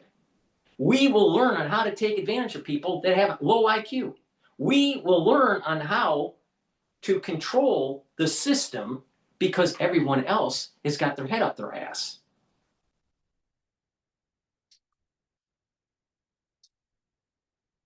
Mom, governor of New York, I understand the fears, what happens when your children, your most precious person in the world to you, goes off to school. But what I learned, because I had the same fears, what I learned from law enforcement 2 years ago, the last thing your child should have in their possession, if there's a shooter on campus or in the building, is a cell phone. That could telegraph where your child is. They need to be 100% focused on the adults in the room. That teacher has been gone through countless hours of training. And so law enforcement persuaded me, district attorneys, sheriffs, police chiefs, that it is safer to not have a cell phone distracting a child if there's a crisis on campus. But I'm concerned about the mental health of our kids as well. There's a direct correlation between access to not just the phone itself, but the addictive algorithms that are bombarding our kids all day long. 74% of teachers said, we can't teach our kids anymore. The kids are so preoccupied watching a TikTok dance video that they're not listening to the math teacher. So there's been a huge learning gap. I have 3 million school-age children in the state of New York. Our children, since this is starting now, are going to be smarter, more well-adjusted, and more highly functioning adults when they leave our system. And that's the goal. So I understand parents' fears more than anyone. But give it a little bit of time. Talk to the students who've been to this. I just came from a school in Long Island and another one in Brooklyn. Transition is hard, change is hard, but the kids, after a little bit of time, say, you know what? I actually have friends in person now. I'm talking to people. I feel better. I'm learning. Talk to the kids. You'll see a huge difference in them and their mental health. And that's what I'm going for here. Yep. Well, and a big And difference. especially with the post, during COVID and then interaction post-COVID, people got their head down. They can't talk to people. They always look down. They can't look in the eye because they're fucking retarded now because of iPhones and iPads and Androids. Got a whole slew of retarded kids out there. Whole slew of retarded adults. Stupid. But you made Tim Cook rich. You made Apple shareholders rich. But your kids are stupid. But Tim Cook's rich.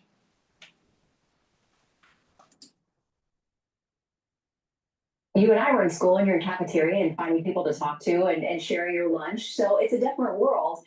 Teachers also have to be part of this working. And I want to read something from Emily Weinstein. She's a Harvard researcher. And she says, we've heard over the last 2 to 3 years how hard it is for educators that, quote, we did not choose to give your child a phone, and now we're in position of having to be the arbiter and manage it. So how is this enforced? How is this managed for teachers now who say they have to be the bad guy when it comes to the cell phones? Well, the state of New York, the teachers helped me lead the charge to do this. I mean, once we had many conversations and conferences and discussions, I did roundtables around the state for 1.5 years with teachers, with parents, with school administrators and students. So I didn't come to this decision lightly, but I really encourage others to do it because the teachers, some teachers would be enforcing it strictly, others would say, hey, don't worry about it. So the teachers don't want to be the good cop, bad cop in their schools. They want a uniform policy.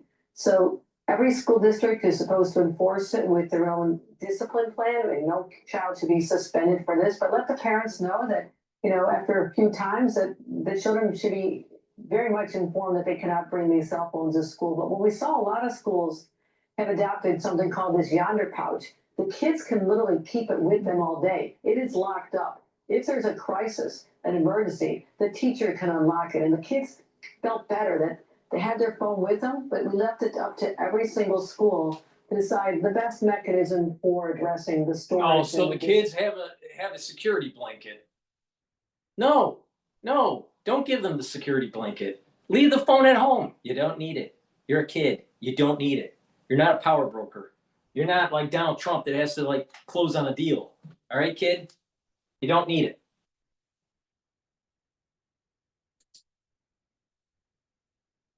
And afterward, but I'll say this, it is going better than I expected in the state of New York. I said there's going to be a transition, some growing pains. Let's give it a few months. But the reaction after day 1 has been astounding to me. And yes, there's going to be some people who are unhappy. I understand it. I understand that innate need to feel connected to your child all day. But as Shannon, as you said, we didn't have that. Yeah, at some point, you got to have a little bit of separation and let them start developing their own independence. I want kids who know how to make friends, who can make eye contact, who can be thoughtful individuals, and that cell phone, and also the bullying that happens on it. This one child told me, we're addicted to this. We can't put it down, but I'm getting knocked out all day for the clothes I'm wearing, or finding out about the girls having a party together on Friday and they're not inviting me, and I sit here feeling bad about it all day. These kids go through enough, they don't need it. They came through the pandemic. They came through so much stress. Let them be kids again. So I feel really positive and optimistic about this. And other governors and Sarah Huckabee Sanders and others have led the charge on this. And I think every governor, if we don't get a policy out of the federal government, should really consider this and look at the states that have gone ahead. I know my kids, my students are going to be smarter and more well-adjusted than anybody's once this has some time to take effect.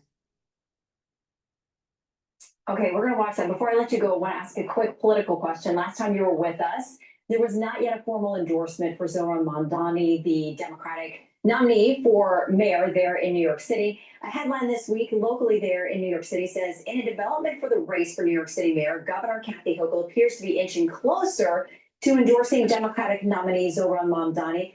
What questions do you still have? Can you give us a timeline for your decision? Now, there's been so much speculation about what I'm going to do. I think the bigger question is what the voters of New York want to do. I vote in Buffalo, New York, just for the record. I'm not in New York City. I'm here part-time. But listen, it is up to the voters, and there should not be outside influences on this decision from the White House on down. Let the voters of New York decide. But my job is whomever is the mayor of New York, I need them to work with me to make sure that we continue to be a company that prizes and celebrates people's success, that we want to make sure all people feel welcome here, that we protect the Jewish community, the business community feels that they can thrive here, and we start creating jobs and making sure our streets are safer. Those are my priorities, affordability and public safety. And the next the next mayor is going to have Mamdani, if he wins, is going to turn New York into a liberal shithole. Please go to my store, the-studio-reykjavik.com, and get the Gladiator Barley. Because a war is coming. You better start to gain some muscle. All right. All kidding aside. Gladiator Barley will help to strengthen your musculature, build muscle. It's a high density protein. It'll also help to detoxify your body, bring down inflammation, and soak up free radicals. Super important to take. This stacks really well with myotrol. So go to my store, the-studio-reykjavik.com, and get the Gladiator Burrow. Also, omega-3, super important to take. It helps with your lipid profile, brings down LDL levels, helps to bring up your HDL levels, and it helps to prevent red blood cells from over clotting. And it brings down systemic inflammation, super important for cardiovascular disease. But also, it's going to be important in the fall and in the winter because it prevents red blood cells from oversticking. Better start paying attention. Take a look at that anti-Fauci box that I have. Please go to my store, the-studio-reykjavik.com. Another very important vitamin complex is the vitamin B complex. The first 4 B vitamins helps the electron transport chain, so it increases energy levels, helps with cellular metabolism, and it helps to protect your neurons. Please go to my store, the-studio-reykjavik.com. Get the vitamin B complex, super important, especially if you're 40 years of age or older. You want to protect those neurons and you want to increase your cellular metabolism. Resveratrol. I've been taking resveratrol for decades. Stacks well with C60, ubiquinol, NAD+, clarity factor. Now, resveratrol, what it's going to do is it's going to help absorb free radicals because it's the antioxidant. It's going to help your mitochondria, so you're going to have more energy. It's going to help with youthful gene expression, and it helps to get rid of cells that need to go into senescence. It also helps the basal layer for your skin. So please go to my store, the-studio-reykjavik.com, and take resveratrol. Take it every day. Highly recommend it. So please go to my store, spend $100 or more, and you get a free gift until supplies last. And use discount 5, and you get $5 off any order. Any order. Please go to my store, the-studio-reykjavik.com.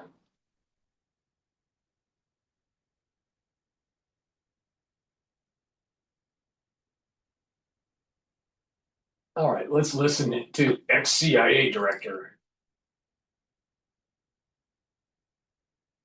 Tell me this. Why settle for the best EV? You can build the best damn. I see this so unnecessary, gratuitous, and counterproductive to what I thought the United States was dedicated to, which was trying to defend the security of this country, but also peace and stability around the globe. And as the congressman knows, who served admirably in the military for many years, the Department of Defense really stands for something. And this sort of go alpha male, strongman image and marketing that Donald Trump is involved in really just sends, I think, again, a wrong sting of the Department of War, specifically with things that have been going on recently. We don't want to, I think, send a signal to our friends and allies around the globe that we are committed to a very aggressive posture. We're going to be engaging in war. We are going to do everything possible to make sure we keep this country strong and safe and secure, and also work closely with our allies and partners around the world. But this marketing gimmick, and that's what it is, and that's what Donald Trump has been involved in for so many years, just these branding efforts to try to show that he is a strongman. It really, hopefully, is not going to do anything at all to the ethos, the real ethos of the Department of Defense, which is, again, to serve their country valiantly, nobly, and also fully consistent with U.S. laws. Congressman, on the point about branding, he branded himself, Donald Trump, as the candidate of peace. He then branded himself as the president of peace. He also talked about waste, fraud, and abuse. It would cost billions of dollars to change the name on the stationery and the emblems. I'm not sure that that's Americans' #1 fiscal priority. And then you have Pete Hegseth saying this. Take a listen. At your direction, Mr. President, the War Department is going to fight decisively, not endless conflicts. It's going to fight to win, not to lose. We're going to go on offense, not just on defense. Maximum lethality, not tepid legality. Violent effect, not politically correct. I didn't know he had more rhymes than Ari Melber, but apparently he does. I mean, what message does that send to our allies and to our enemies? It sends the message that we're back in business, and if you fuck with us, we're gonna kill you. Just like how George Washington would have said it.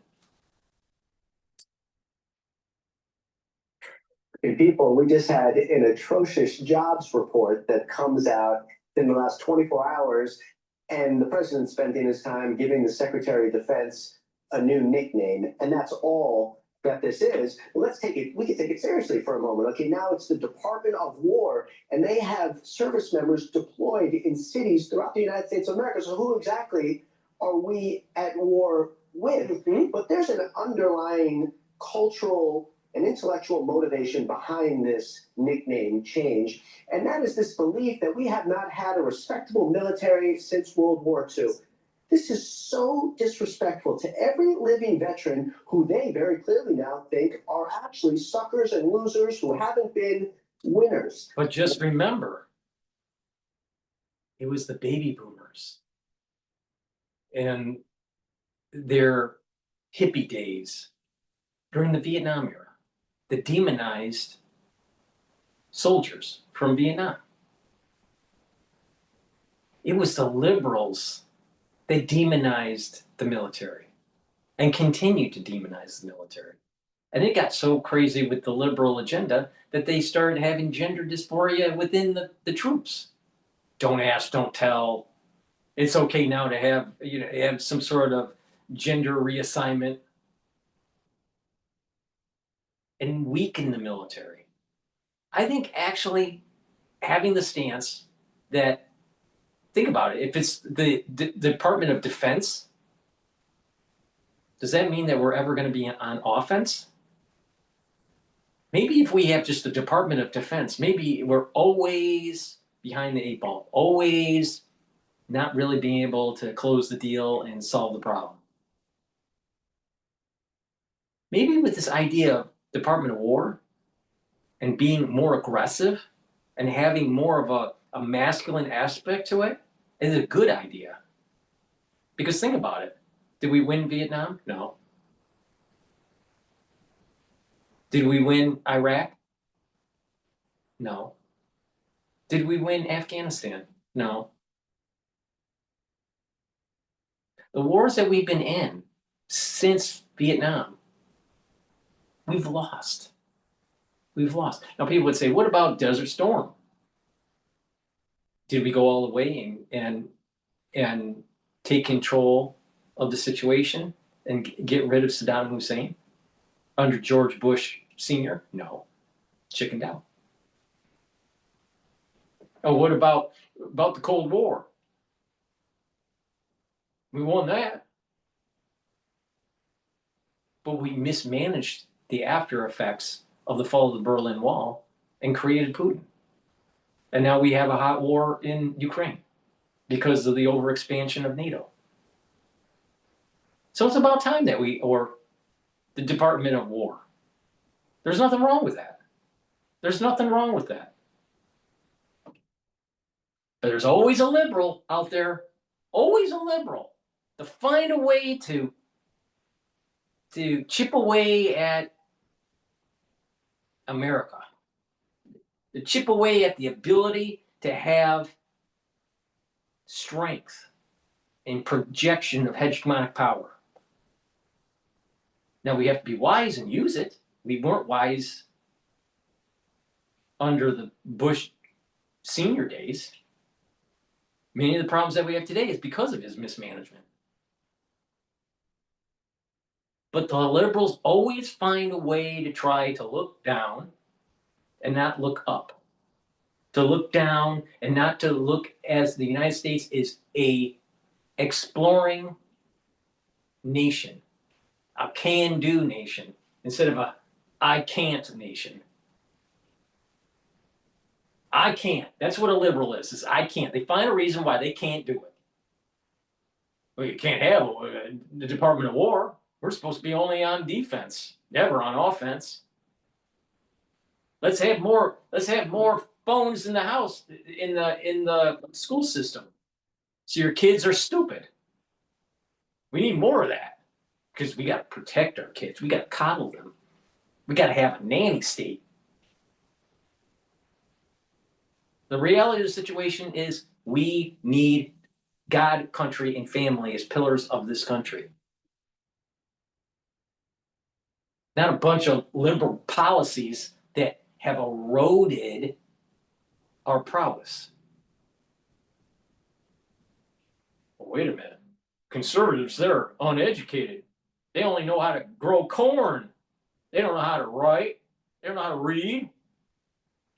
I found some web results. I can show them if you ask again from your iPhone. They don't know how to read. That's how the liberals think. You're conservative. You must be a granddaddy living on a farm. There are actually many conservatives that are actually very highly educated. Unfortunately, there are not enough of them that voice their opinion. So let's get it this straight. The liberals don't have a monopoly on education. By far, they don't have a monopoly on it, and they sure as hell don't have a monopoly on logic.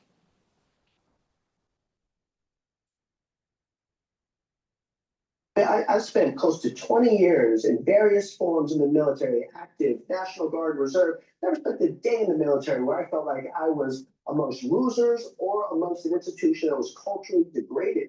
So I felt that America's culture. Now, my brother served in the military. He served in the military just after the Gulf War. All right? And he noticed there was a policy that was starting to take hold.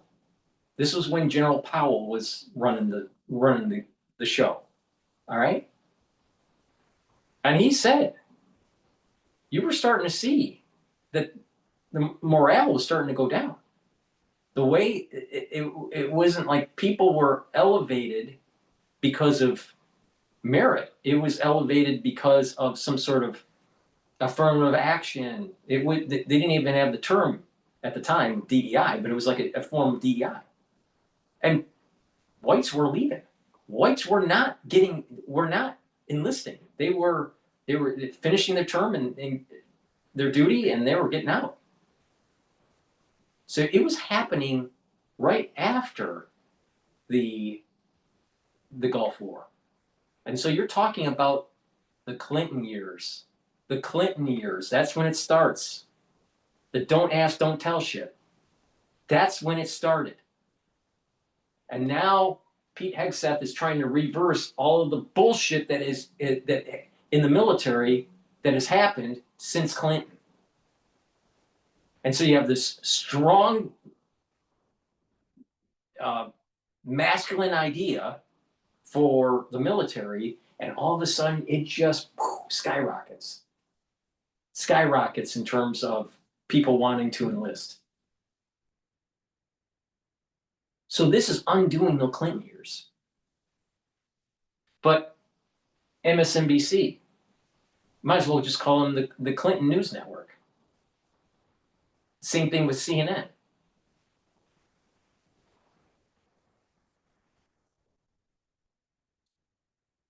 And then, what war did we win? What war did we win during Clinton? What war did we win under Bush Jr.? What war did we win under Obama?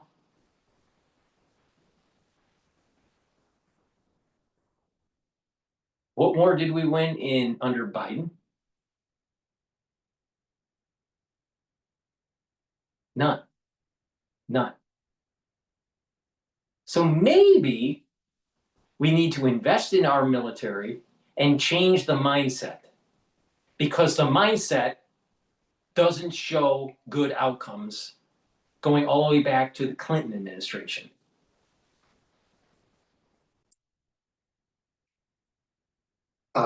Was a bit off, but not the militaries. These are people that come together each and every day and put the mission first. And it's not only a waste of time and a waste of potential resources. Bullshit. You know what happens in the military? There's a lot of stealing. There's a lot of theft. There are people backstabbing people. Sometimes quite literally. There's infighting between the whites and the blacks. But there are also some units that don't have this problem. But you gotta look deep underneath the hood and pay attention. Pay attention. Some of the things he's saying are true with certain groups, certain units, but not all of them. Not all of them.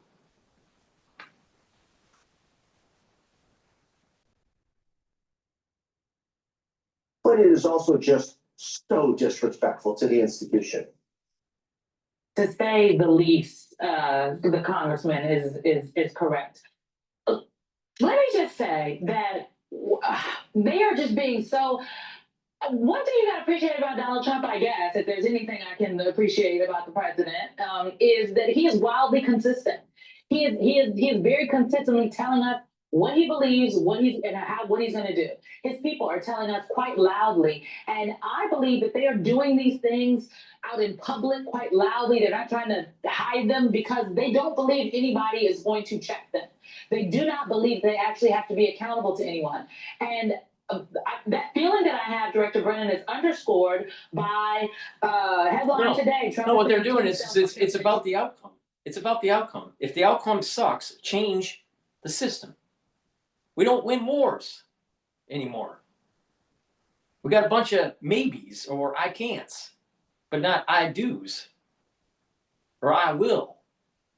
It will be done. No, they can't do that.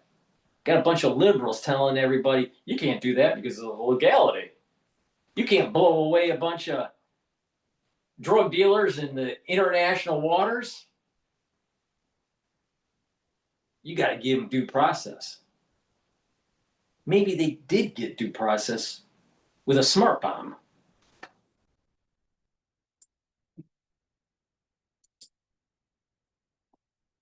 Rico amid war on Caribbean drug cartels. The strike now that we know about of the, I don't even know if it was a drug boat in the Caribbean because we don't know. Well, let's just ask Brennan. Let's ask ex-CIA guy. He should know. Oh, wait a minute. He needed the drugs to run the black ops for the CIA. Oh. Let's see what Mr. ex-CIA has to say. The never Trumper.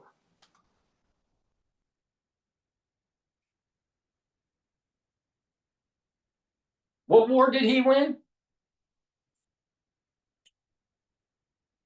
Director Brennan, they've been known to lie, so we don't know if they struck a drug cartel in the Caribbean. Wait a minute. But we know and the CIA didn't lie to the American public during the hearings in Congress? Really, honey? Really?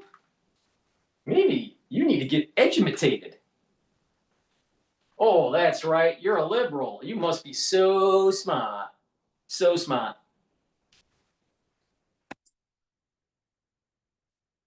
Somebody up and they put propaganda video out to underscore it. And then you have this that we are learning about today from the New York Times. The reporting reveals a shocking 2019 SEAL Team 6 mission that was greenlit by Donald Trump that sent SEALs to North Korea in order to plant a listening device. When a boat appeared, the SEALs opened fire and they killed everyone on the boat. The boat was likely full of North Korean civilians. This is from the Times today. The Trump administration never told leaders of key committees in Congress that oversee military and intelligence activities about the operation or the findings, government officials said. They sent SEAL Team 6 there. Apparently, Director Brennan is planting a listening device. The device didn't get planted. Civilians allegedly were blown up and were killed. And you know what? Today, the president was asked about that in the Oval Office, and he said he didn't know anything about it. Help me understand, Director Brennan. I am infuriated by this. There's a lot there. So, first of all, on the North Korean operation, SEAL Team 6 and other elements of the U.S. Special Forces have been involved in very risky, dangerous missions and very important missions over the years, and to include some intelligence missions. And so it seems as though this story is just coming to light now, and there was not the appropriate notifications made to Congress, which really should happen. And so, as again, the congressman knows, the U.S. military and the U.S. intelligence community work hand in hand to make sure that the U.S. has insight it needs in order to, again, protect this country.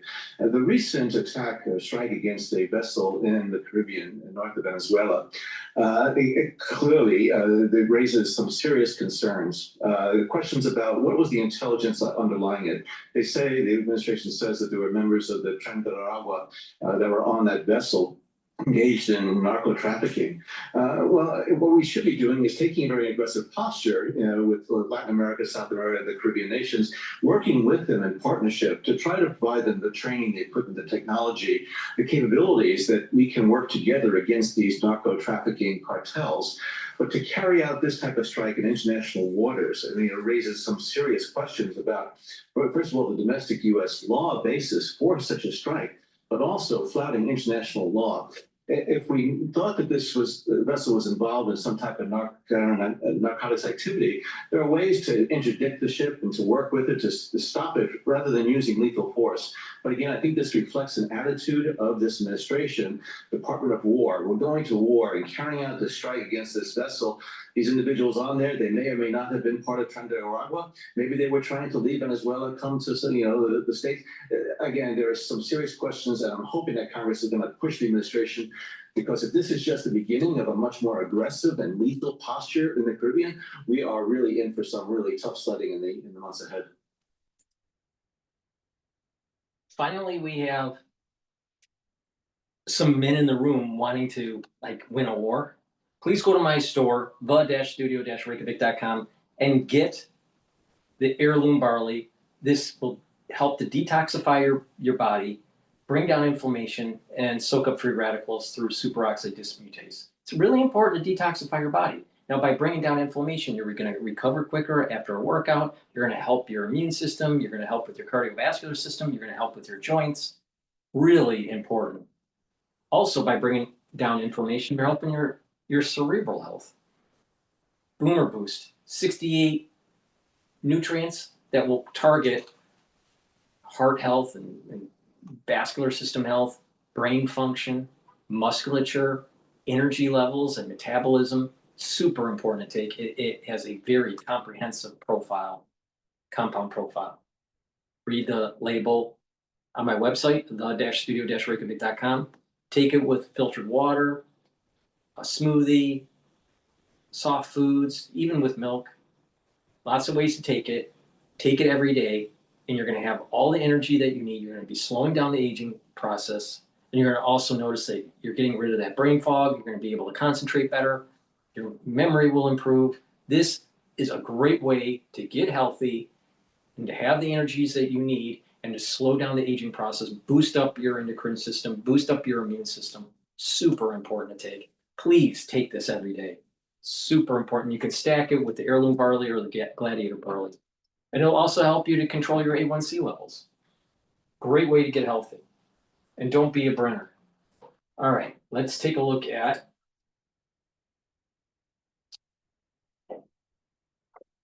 let's listen to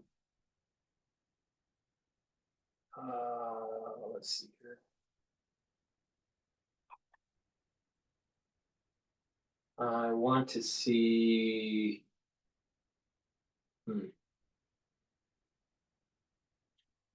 let's take a look at Holman. This is what Ivy League universities you can get into with a 3.6 GPA. 90% of students with a 4.0 plus GPA. Joining me now with more is the White House border czar, Tom Homan. Tom, thanks so much for joining us today. Look, ICE officers, people in Homeland Security, local law enforcement, trying to enforce the law. They're trying to actually implement the law. And oftentimes I hear about, oh, they're going after the migrant population. No, they're going against the illegal immigrant population. That's the point. These operations that are coming down now, how are you going to be able to fight back against this very concerted effort to make sure that they are coached and given warning to try to get out of the way? How do you fight against that? Well, first of all, we got President Trump, who's one strong president. He proves every day why he's the greatest president in my lifetime. He's a strong president. He's keeping his foot on the gas. He's not letting up. And so And so be the men and women of ICE and men and women of the Border Patrol. Today, Jason, we have the most secure border in the history of this nation right now because of President Trump's leadership and the men and women of the Border Patrol. But we also have the most secure border in history because of the work of ICE. ICE is sending a message to the whole world that there are consequences for entering the country illegally. There are consequences for being here illegally. And there are consequences, especially for being here illegally and committing crimes. So ICE is focusing on public safety threats. And I looked at the numbers this morning. 70% of everybody ICE arresting is a criminal. The other 30% are gang members who don't have criminal histories, national security threats, we're arresting them by the thousands, and those who final orders. They had due process at great taxpayer expense. A federal judge ordered them removed. They become fugitives. We're looking for them too. So how do we send that message? We send the message by looking at the numbers again this morning. We got a historic number of prosecutions for 111. That is impediment, assault, interference. So if they cross that line, you throw a stone, you're going to jail. You put hands on an ICE officer, you're going to jail. You make a threat, either online or in person, you're going to jail. And President Trump has made it clear to me over a month ago, zero tolerance. You cross that line and move from a protester to a criminal, zero tolerance. You will be prosecuted. And Pam Bondi has got all the U.S. attorneys across the nations on board. They will not decline these prosecutions. So my warning to them, you can protest all you want. Exercise your First Amendment rights. You cross that line, you're going to jail. So those protesters that we do see, I mean, some of it might be organic, but it does strike me, it seems like a lot of them are being bussed in. You see them at the end of these protests actually getting back on buses. Are these protesters, the bulk of them, are they actually being financed from the outside? And is that something that Homeland's looking at? Is the financing of how all these so-called organic protests are happening? Absolutely. We know a lot of these protesters are being paid. Many of them admitted to it. So yes, there's a whole effort right now in identifying those who are funding these operations, those who fund the weapons that are being used. So yeah, and they'll be held accountable too and held to the highest standards of the law. They will be prosecuted too. Look, here's what people need to understand. ICE isn't enforcing the laws enacted by Congress. They're appropriated funding to enforce these laws. If you don't like what ICE does, then go protest Congress, because we're not making this stuff up. And what's most insulting, you got members of Congress comparing ICE to Nazis and terrorists and racists. Well, if they're racist for enforcing the law, what's that make them? They wrote the law. So Congress, members of Congress, everyone that wants to attack ICE are disgusting. They're an embarrassment to the position they hold. They're members of Congress, and they don't like what ICE is doing, then do your job and legislate. Until then, President Trump and the men and women of ICE are going to continue to prioritize public safety threats and national security threats and make this country safer every day. Yeah, you make a good point. I once upon a time served in Congress, and I was on the Judiciary Committee. I was on the subcommittee on immigration. Guess what? Democrats have the House and Senate and the presidency. Do you know how many hearings they held? 2. One was with Stephen Colbert. The other one was to take the class photo. Do you know how many pieces of legislation they moved through to try to change the immigration laws that they are so upset about now? 0. So you make a great point about that.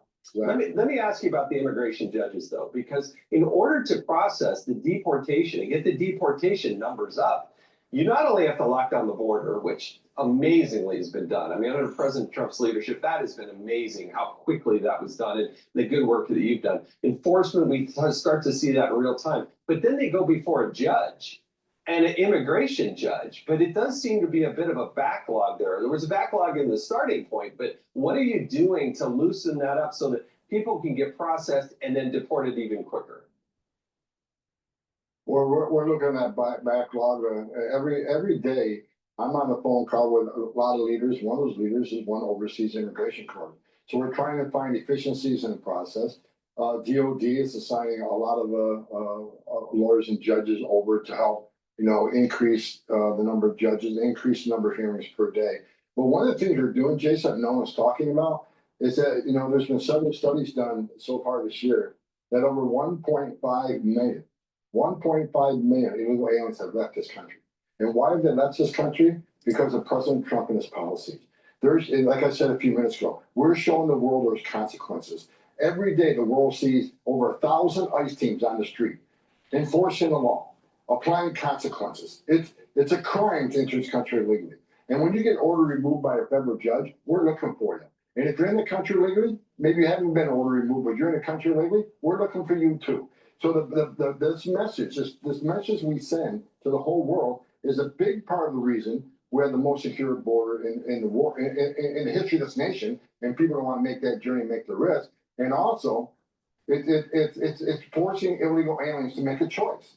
Do you want to be sought out and arrested by ICE and be formally deported, which means you can't come back in the country under certain statutory bars from 5 years to never? Or do you want to leave on your own and give yourself an opportunity to come back under a legal program, as a visitor visa, work visa, maybe have a U.S. citizen child that can petition from you? So over 1.5 million illegal aliens already left. I'm counting the probably close to 400,000 deportations we're going to do by the end of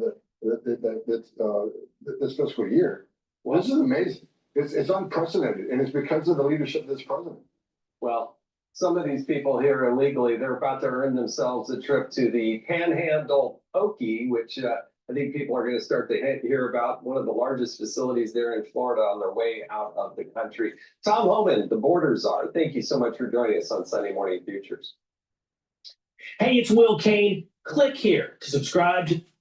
Forget about Will Kane. Make sure you subscribe to Dr. Paul Cottrell, who actually has a lot to say and also is hinting at how to navigate through the crisis that's coming in the fall and the winter. But Will Kane isn't smart enough to know that. Please go to my store, the-studio-reykjavik.com, and get the natto kinase. This is fibrinolytic. You're going to need it. Hint, hint. You're going to need it. It's fibrinolytic, and it'll help to bring down your LDL levels and help to bring up your HDL levels. It's going to help to control that lipid profile. When you control your lipid profile, you're reducing plaque buildup. Super important. Now, D3, better get some for the fall and the winter. Just saying. Why? D3 is a cofactor for gene expression. Super important. D3 helps to absorb calcium.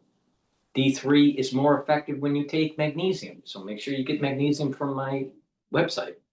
And D3 helps to get rid of cells that need to go into apoptosis, especially if they're infected. You're going to need this in the fall and the winter. Trust me. And by the way, take a look at the anti-Fauci boxes that I have. You might need them. Now, this will also help to build denser bone and help with your cardiovascular. It works even better when you take the K2, MK7 molecule. So take calcium, take the K2, take the D3, do resistance training, and you're going to build denser bone. But this will also help to pull out some of that calcium depositing around plaque formation and prevent further calcium depositing. So it helps your cardiovascular health too. But you're going to need a lot of D3 in the fall and in the winter. Be prepared. You've been warned. But I bet that Will Kane doesn't know that yet. He will know it. He will be talking about it, but it'll be too late. Let's listen to CNN.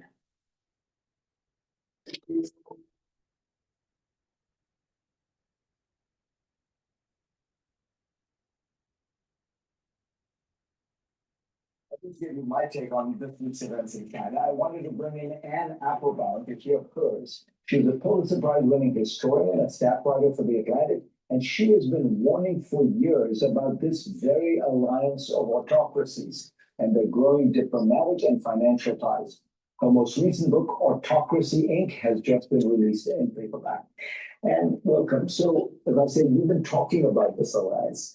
When you watched those pictures of Kim, of Xi, and of Putin, what strikes you as what keeps them together? Because there is fundamentally the shared opposition to a Western-led world and American power, right?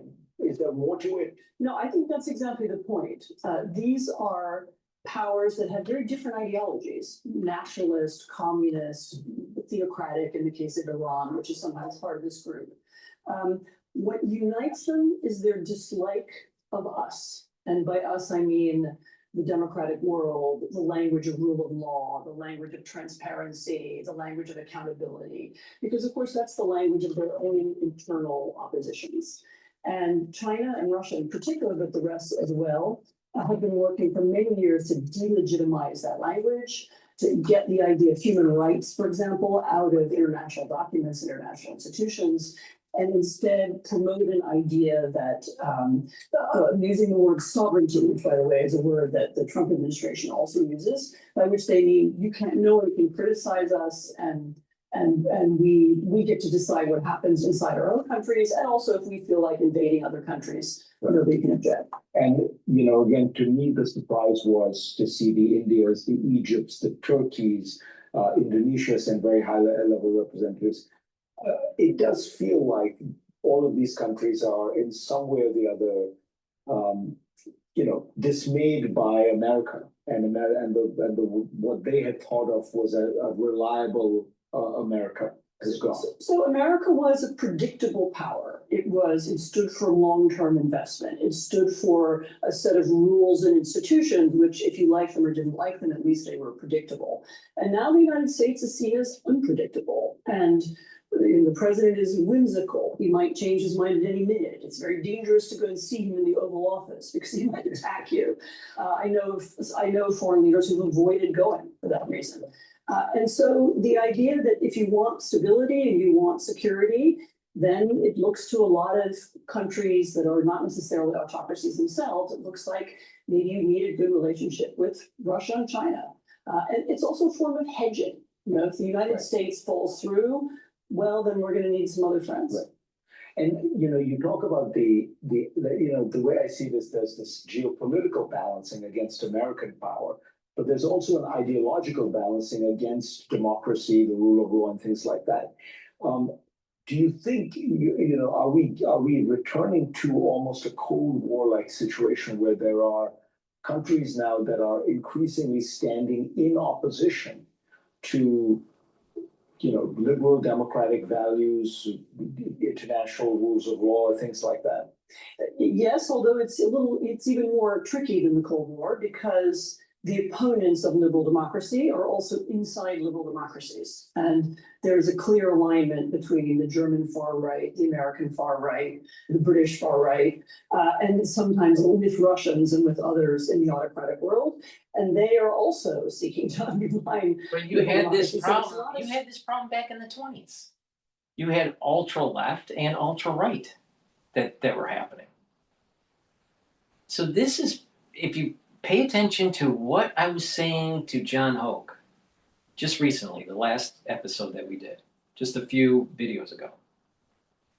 Listen carefully to that. If you haven't watched it, listen, watch it.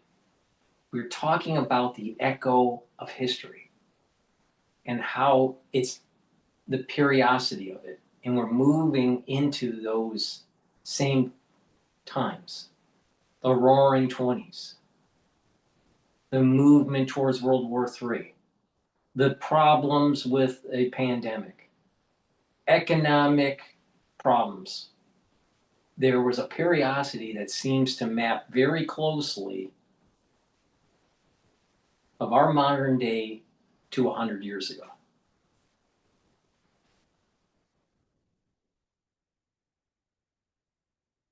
Straightforward. It's not like there's one block of Democrats versus one block of autocrats. It's actually a more complicated picture. And the right-wing populists in one country support those in others. So I look at Trump, and what is his angle with South Africa? It's about the treatment of white farmers. Or you look at what he's doing in Poland, where he's reaching in and celebrating and feting the president of Poland, who is a titular figure and doesn't have that much political power because he's a right-wing ally, right? Yeah, but you can see that in other countries as well. I mean, there's favoritism shown to Nigel Farage, favoritism shown to the AFD. That's more by You have liberals that view this pendulum swinging from liberalism or ultra-liberalism towards conservatism, and they want to frame it as being autocratic, being unstable, changing the rules of the game. And they're not seeing that this pendulum is moving because one, the wine and cheese Democrat has been in power during this great divide between the haves and the have-nots. Do the Democratic Party really represent the middle class worker? No, not even close. They say they do, but they're not really. They want their token black person in the urban environment, making sure they vote Democrat as a voting bloc. But they don't really care about after they get your vote, what's happening in your society, in your city. You better be on that urban plantation and vote for a Democrat. That's how they act. So there's a discontent that is starting to build up because of this divide, especially economically. And this pendulum is swinging towards conservatism because what's happening is that they're seeing their society has moved away from God, country, and family. There's a economic divide, and they want some sort of fairness in terms of meritocracy. In terms of, if you put in the effort, that you have the opportunities to improve your life and your family's life. And that includes bringing back manufacturing, bringing back the economic clustering, bringing back the innovation that we outsourced during the Clinton administration and beyond. For the last 35 years, people are saying we're going in the wrong direction. But the wine and cheese Democrats that benefited from just pushing paper and giving their humanity thoughts on subject matters and not really know how to fix their toilet. They don't know anything about innovation. They don't know how to build stuff. They don't know how the real economy works. They're a bunch of Keynesians.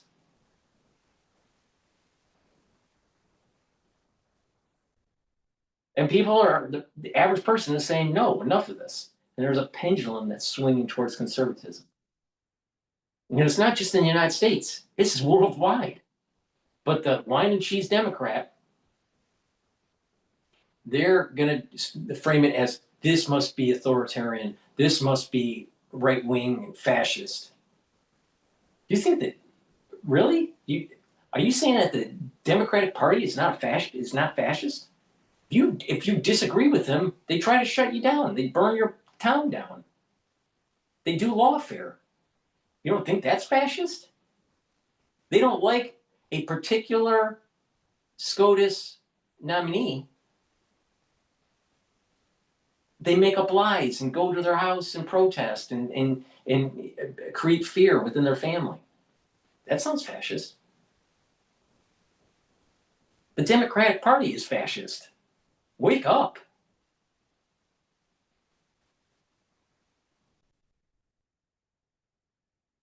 Brazil is actually almost an extreme case because you have the US actually sanctioning Brazil because Brazil has its own political system and its own rule of law, and it's punished its equivalent of January the 6th, an uprising to overthrow the election. The Brazilians have continued to punish the people responsible for it. And the Trump administration is now angry at Brazil for doing that. How do Poles react to the president, in effect, picking a side in a domestic political debate? I mean, it would depend which side of the political spectrum you're on. I mean, I think that's true in almost every country. You know, that the effect of a U.S. intervention in a democratic country is really further polarization because it just divides people more deeply. That's a very important point, that it's more complicated than the Cold War because the enemies of liberal democracy are now both outside and within. Yes, but I should also say that people who admire and want liberal democracy are also on the other side. There is an Iranian opposition, there is a Russian opposition, there's even a Chinese opposition, and they also have relationships with one another, and they are also interested in changing their own governments or in changing. So it's not as if they're, even Russia is a clear picture either. That's a nice uplifting note to end on, Anna. Thank you so much. The book, Autocracy Inc. is in paperback, as with everything you write, it's fantastic. Please go to my store, the-studio-reykjavik.com, and get the C60. You can get it in MCT coconut oil, avocado oil, or extra virgin olive oil. You can get it in a 2 ounce, a 4 ounce, or an 8 ounce configuration. Take a teaspoon a day, every day, preferably on an empty stomach for best absorption, and it'll soak up free radicals. By doing that, you're helping the health of your mitochondria, and you're going to have more energy. You're also going to be soaking up free radicals at the vascular levels. And when you do that, you're reducing the chances of plaque buildup. Soaking up free radicals at the neuron level is helping the health of the neuron, increasing your ATP, and you'll have more neurotransmitters, and you're going to have better neuroplasticity. Your endocrine system is going to perform better. Your immune system is going to perform better.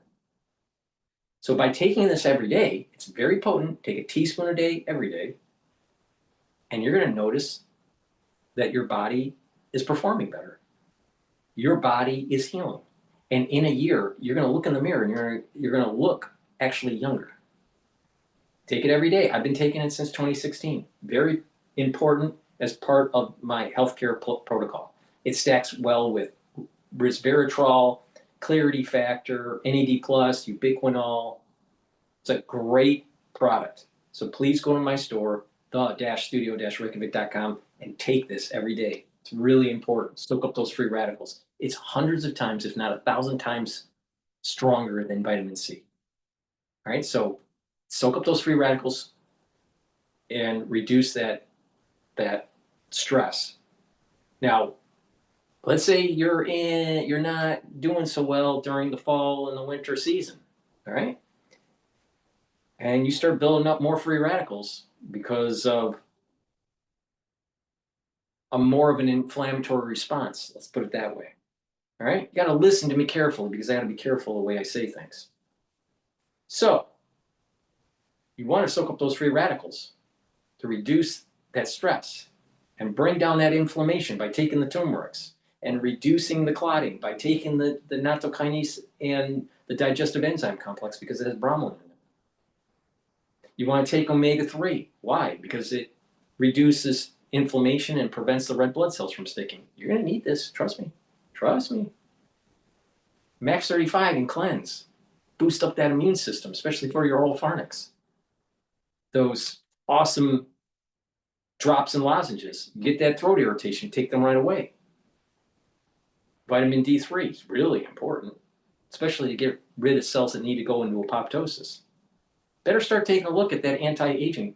There are, in the anti-aging section, the anti-Fauci boxes. Better start taking a look at those and get them. You're going to need it. Trust me. If you don't listen and something happens, it's your own damn fault. Please go to my store, the-studio-reykjavik.com. See you on this other side. Later.